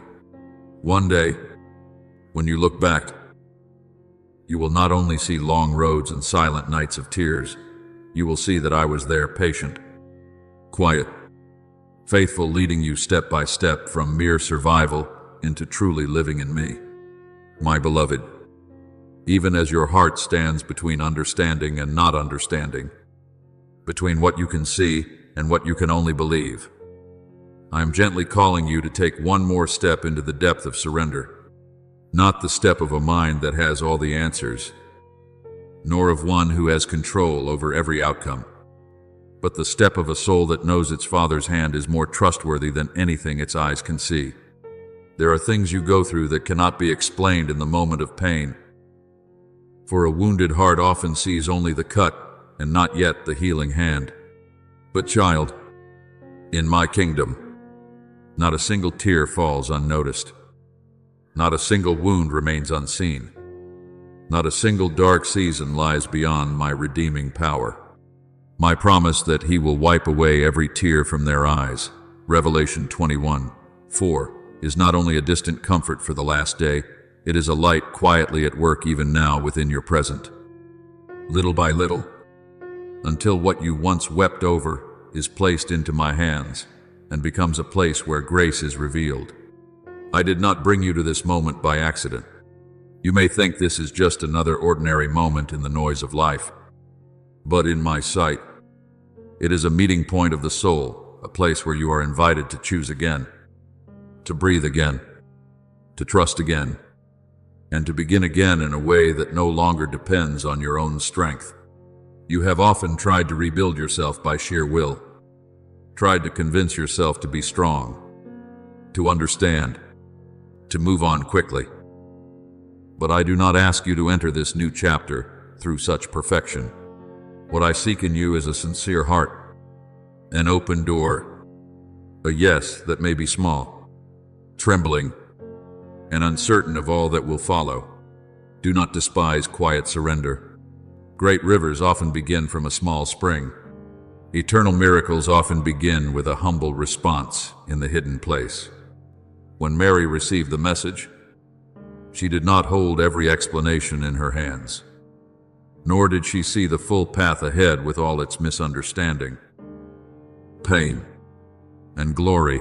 Yet she said, "Behold the servant of the Lord, let it be to me according to your word." Luke 1:38. It was that willingness that opened the way for the miraculous to take form. So it is with you. The great work I desire to do within you does not begin with a display of strength before others, but with a softness before me. I do not require a faith that never trembles. I invite you to place that trembling into my hands. I do not need you to possess every ability. I ask you to trust that the one who calls you is also the one who equips you. I do not ask you to prove your worth. I ask you to remain in the love that chose you before you understood yourself. One sincere yes can open what years of striving could never unlock. A surrender in love can melt the walls fear has built around your soul. A decision to return to me can redirect the course of your entire life, not because you suddenly become perfect, but because you allow grace to begin its work in the places you once kept closed. Yet, my beloved, I do not conceal from you that the path of true life is not without resistance. When you begin to rise, there will be voices that try to pull you back down. When you begin to believe, arrows of doubt will aim for the tender places in your heart. When you step toward the light, the familiar darkness may call your name with old words, reminding you of your failures and suggesting that hope is too far away. You must understand this, so that you do not mistake every heavy thought for truth. For we do not wrestle against flesh and blood, but against principalities, against powers, against the rulers of the darkness of this age, against spiritual forces of evil in the heavenly places. Ephesians 6:12. There is a battle within the depths of your mind and soul, where the enemy seeks to make you forget who you belong to. Forget the light that has been placed within you. Forget that I have never withdrawn my calling.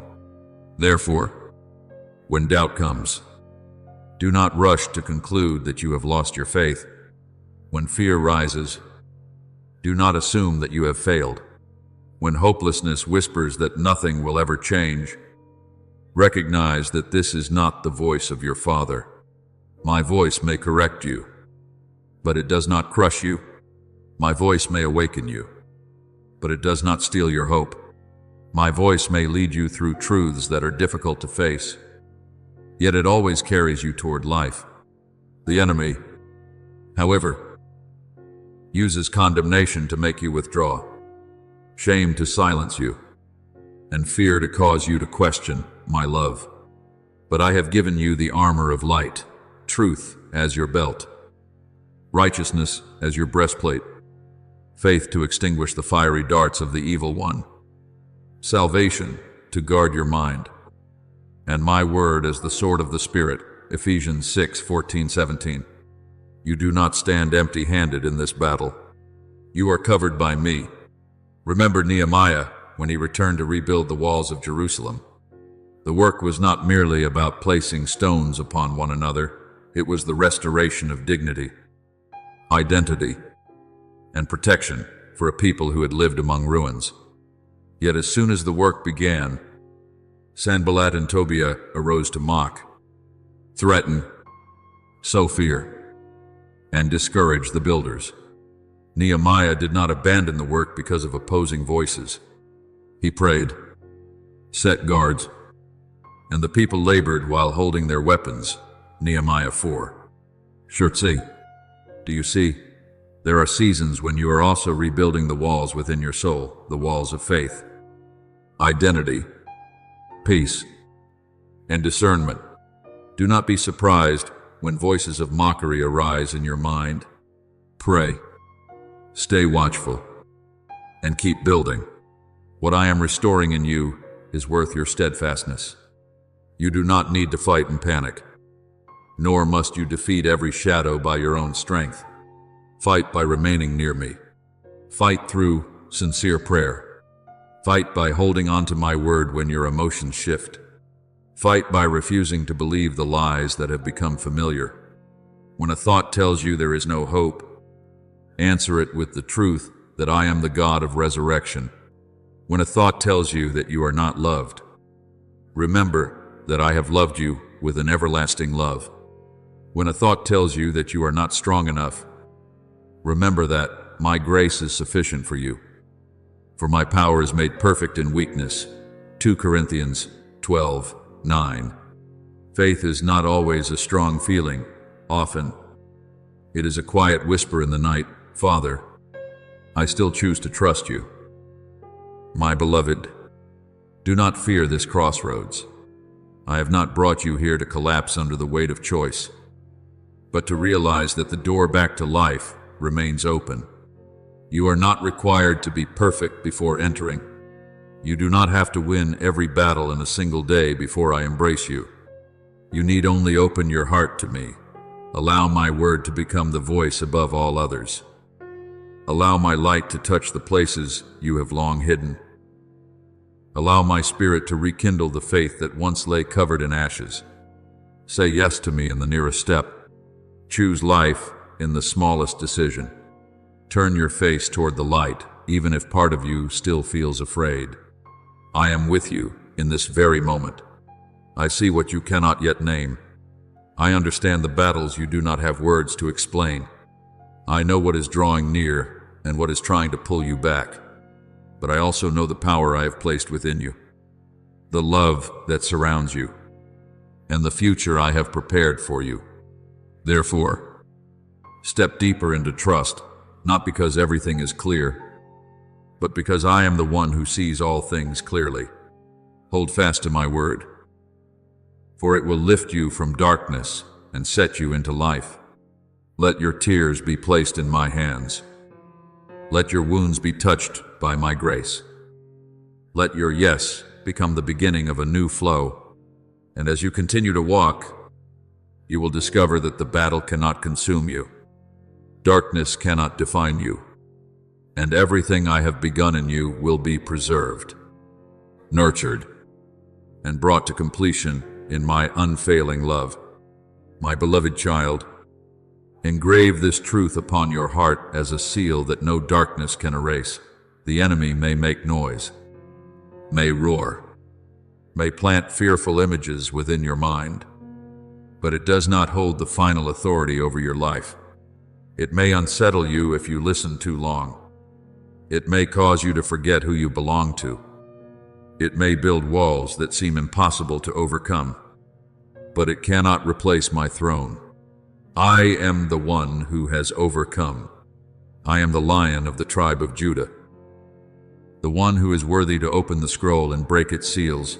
Revelation 5:5. I do not enter the battle with uncertainty about the outcome. I speak from the position of victory, and my word not only makes darkness tremble, but dispels its false authority before the light of eternity. Therefore, my child, do not see yourself as one abandoned on the battlefield without weapons. I have never called you into these days empty-handed. Even before you recognized the battle within your mind, I had already prepared what you need to stand firm. The armor I give is not of the flesh, does not depend on human strength, is not limited by circumstances, but is born from the power of the Spirit. Your faith is not a fleeting emotion that exists only when everything is favorable. When it is placed in me, it becomes a shield capable of extinguishing the fiery arrows of doubt, fear, and despair. My word is not merely text resting on a page. It is the sword of the Spirit, the light that guides, the rock on which you stand when every other foundation trembles. As it is written, put on the whole armor of God, that you may be able to stand against the schemes of the devil. Ephesians 6:11. You are not called to flee in panic, but to stand in me. But child, standing firm does not mean you have never felt weak. It does not mean your heart never trembles, your eyes never burn with tears, or your mind is never flooded with questions. To stand firm means that even when these come, you still return to my word. It means that when lies say you have no hope, you place my truth upon your lips and declare that I am the God of resurrection. It means that when fear says you will fall, you remember that the Lord is my strength and my shield. My heart trusted in him, and I am helped. Psalm 28:7. It means that when you cannot see the way, you do not conclude that I am not at work, but you choose to walk by faith. For we walk by faith, not by sight. 2 Corinthians 5:7. You do not need to see the full victory in order to believe that I am leading you. You need only know that the one who leads you is faithful. Guard your heart, my beloved, for it is the wellspring of life within you. Do not allow every thought that passes through your mind to settle as truth. Some thoughts arise from weariness, some from old memories, and some are used by the enemy to make you forget the light I have placed within you. Therefore, remain watchful, but not with fear. I do not desire you to live in tension, as though darkness could consume you at any moment. I desire you to be watchful through understanding, through discernment, through abiding in me. Keep your heart with all diligence, for out of it spring the issues of life. Proverbs 4:23. When a thought pulls you away from me, causes you to shrink in shame, or steals your deep peace, bring it into the light of my word. Whatever does not carry the fragrance of truth is not worthy to dwell within you. I know there have been times when you allowed my word to remain in memory instead of using it as life upon your lips. You remember that I love you, yet when shame comes, you fall silent. You know that I am with you, yet when fear rises, you listen more to fear than to me. You have read that I give strength to the weary, yet when exhaustion comes, you try to endure alone instead of running into my presence. Today, I remind you gently, use what I have given you. When darkness speaks, you must also speak. When lies surround you, answer them with truth. When your heart is weak, pray, not because you are strong, but because you know I am the source of strength without limit. When your mind is pulled downward, lift your eyes and let my word become your breath. Remember Joshua before the walls of Jericho. Before him stood a fortified city, a stronghold that seemed impossible to overcome by human means. If he had looked only with natural eyes, he might have thought he needed greater weapons, stronger strategies, or more people. But I did not give him a plan according to the ways of the world. I told the people to walk around the city, to blow the trumpets, to remain silent, to wait for the appointed moment, and then to shout according to my command. It may have seemed unreasonable in human understanding, yet obedience in what appeared small opened the way for my power to be revealed. When the trumpet sounded and the people shouted, the walls of Jericho fell. Joshua 6. Do you see? Victory does not come from fully understanding the method, but from trusting the one who has spoken. There are walls in your life that resemble Jericho. The wall of fear has stood there for far too long. The wall of doubt has convinced you that you cannot go any further. The wall of old habits, old wounds, old accusation, and old weariness seems too solid to fall. But my beloved, do not measure my power by the thickness of the wall. Do not measure your future by what has stood in your way for years. When I speak, even the impossible must give way. When I lead you in obedience step by step, even when those steps feel quiet, repetitive, unimpressive deep beneath the surface, the foundations of that wall are already trembling. Some collapses do not begin with a loud crash, but with a heart that chooses to follow my voice one more day. Therefore, do not despise small acts of obedience. Do not underestimate the short prayer you whisper in your exhaustion. Do not dismiss a single verse you repeat in the midst of anxiety. Do not overlook the moment you reject a lie and choose to believe the truth. These are your weapons. These are your steps around the wall. These are signs that darkness no longer dictates the rhythm of your heart. I am training you not merely to survive a trial, but to enter into the abundant life I have prepared for you.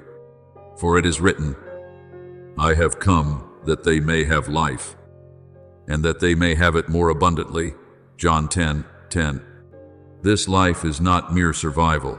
It is a life of deeper faith, a more guarded mind, a freer heart, and steps more clearly directed in me. You are carrying something precious, so guard it with awareness. I have placed within you light, testimony, faith, discernment, compassion, and a purpose that no one else can fulfill in the way I have entrusted to you. The enemy seeks to make you forget this by keeping you occupied with fear, entangled in doubt, or so exhausted that you no longer recognize my voice. But I am with you not only to carry you through a difficult season, but to lead you into maturity. I desire that you learn to stand, to discern, to pray, to declare truth, to wield faith as a shield, to use my word as a sword, and to rest in the victory already accomplished through me. My beloved, stand in me. Do not stand upon your emotions, for they change. Do not stand upon the words of others, for they shift. Do not stand upon circumstances, for they can be shaken. Stand upon the one who has overcome, upon the word that never fades, upon the love that is never withdrawn, upon the power that does not diminish. When the roar of darkness rises, remember that my voice is greater. When a wall stands before you, remember that Jericho fell not by human strength, but by obedience aligned with my power. When you are weak, put on the armor I have given. When you are afraid, hold tightly to my word. When you cannot see, choose to believe. And as you continue to walk, you will come to understand that you are not fighting to be loved. You are fighting from the position of one who is already loved, already held, already equipped, and already being led into victory by the Lion of the tribe of Judah, the one whose word causes darkness to retreat. My beloved child, let this truth sink deep into the place within you that still trembles. You belong to me. You do not belong to the seasons that wounded you, nor to the words others have spoken over you.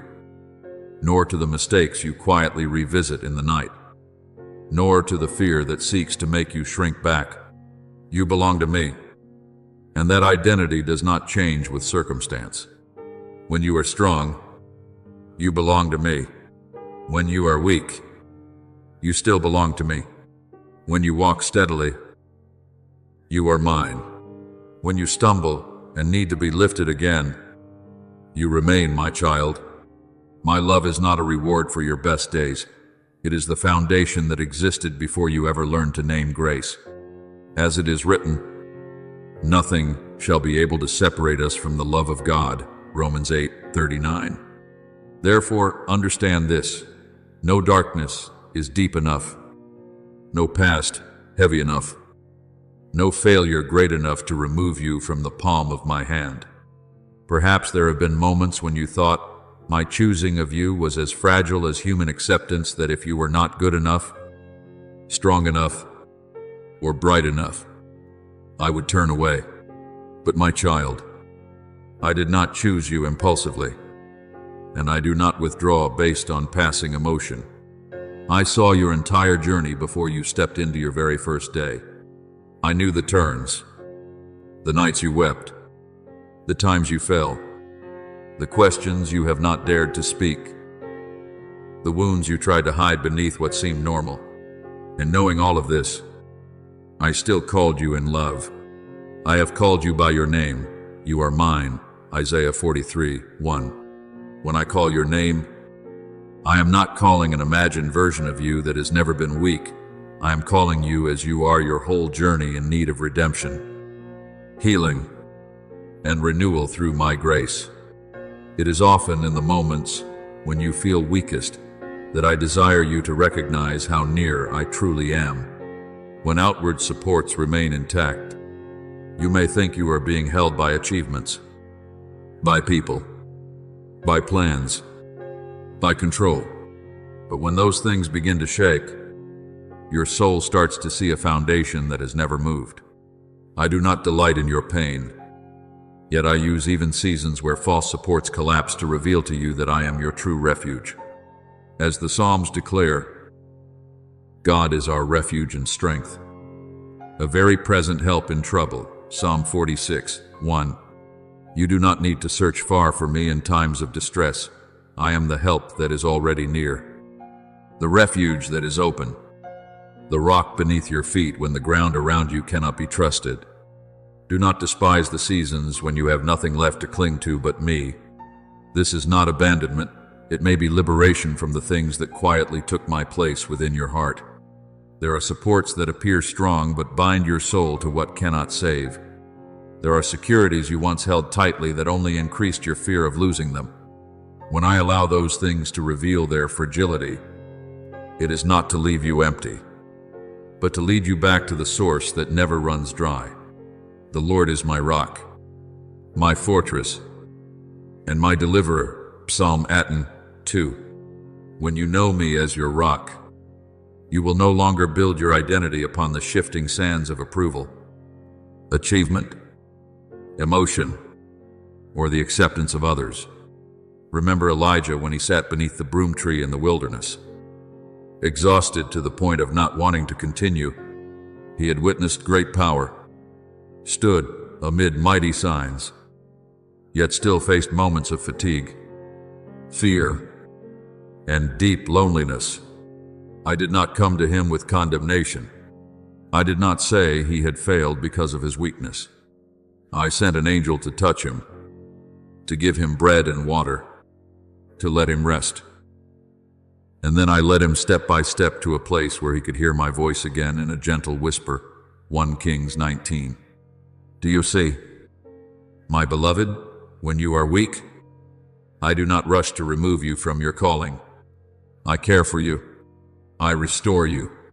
I teach you to discern my voice from the voice of exhaustion, fear, isolation, and from the enemy that seeks to distort truth within you. For the adversary does not always appear in obvious forms that are easy to recognize. It often comes as a thought that feels familiar, as a heavy emotion, as a repeated reminder of the past until you begin to accept it as truth. It tells you that you are not enough, that you have missed your moment, that you cannot change, that I have grown weary of you, that my love for you is only a memory. But my beloved, learn to discern. My voice may correct you, but it does not push you into despair. My voice may expose error, but it does not bury you in shame. My voice may call you to repentance, but it always opens the way back to life. There is therefore now no condemnation to those who are in Christ Jesus. Romans 8:1. If a voice only condemns you without leading you toward life, you must know it is not the voice of your Father. I do not revisit your past to crush you. When I touch your memories, I do so as a healer, not as an accuser. I bring hidden things into the light not to shame you before me, but so they no longer quietly rule you in the dark. There are wounds that must be named in order to be healed. There are lies that must be recognized in order to be broken. There are chapters you wish to forget, yet when placed into my hands, they can become the place where you understand more deeply my mercy, forgiveness, and the strength of a soul set free. I do not use your past as chains. I use grace to turn it into testimony. The voices that say you are not good enough, cannot change, have gone too far. They are no longer worthy of love. These are lies, repeated so often that they begin to feel true. But repetition does not make something truth if it stands against my word. My truth does not shift with your feelings. When you feel strong, the truth remains that you still need me. When you feel weak, the truth remains that you are loved. When you see yourself as a failure, the truth remains that my grace still has the power to lift you up. For it is written, "You shall know the truth, and the truth shall set you free." John 8:32. Truth does not only free you from outward sin, it also frees you from the false judgments you have carried within your heart for far too long. So allow me to transform what you believe about yourself. You are not one cast outside the reach of love. You are not one who arrived too late for grace. You are not a soul defined by your worst day. You were loved before you ever did anything worthy of pride. Chosen before you understood the calling. Held even when you thought you were falling. Remember the woman caught in sin and brought before Jesus. Others held stones, but Christ did not use truth to destroy her. He used truth to open a new way. He said, "Neither do I condemn you. Go and sin no more." John 8:11. This is my heart. I do not deny sin, but neither do I allow it to have the final voice over a soul called into life. My beloved, guard your mind as one who stands watch at the gates of a city. Do not allow every thought that passes through to become a resident within you. When a thought brings despair, bring it before my word. When a feeling tells you that you have been abandoned, place it under the truth that I will never leave you nor forsake you. When the past knocks with its familiar voice, answer with your new identity. You belong to me. This is not empty self-persuasion. This is learning to stand on the rock of my word rather than the shifting sand of emotion. Casting down arguments and every high thing that exalts itself against the knowledge of God. Bringing every thought into captivity to the obedience of Christ. 2 Corinthians 10:5. You are not powerless before what passes through your mind. In me, you are equipped to choose truth. My child, when you feel weak, do not run from me, run to me. When you hear condemnation, do not sit and entertain it. Bring your heart into the light. When you feel unworthy, remember that my love is not purchased by your worthiness, but given through my mercy. You have never been beyond my reach. There is no distance my grace cannot cross. No darkness my light cannot touch. No past stronger than my power to restore. Remain in this truth. You belong to me. You are loved. You are chosen. You are kept. and the lies that once clung to you no longer have authority to define your life. Therefore, rise in the gentleness of grace, not as one who has never fallen, but as one whom the Father has lifted up. Let me be your refuge in trouble, your rock when every other support shakes, the voice that rises above every accusation, the truth that breaks every chain within your mind. Do not fear that I will leave you when you are weak. It is in that very place that you will discover that I am near, that I am real, that I am faithful. And as you continue to walk in truth, you will see the lies that once bound you begin to lose their power, while my voice within you grows clearer, warmer, stronger. You are mine, and nothing can take you from the everlasting love of your Father.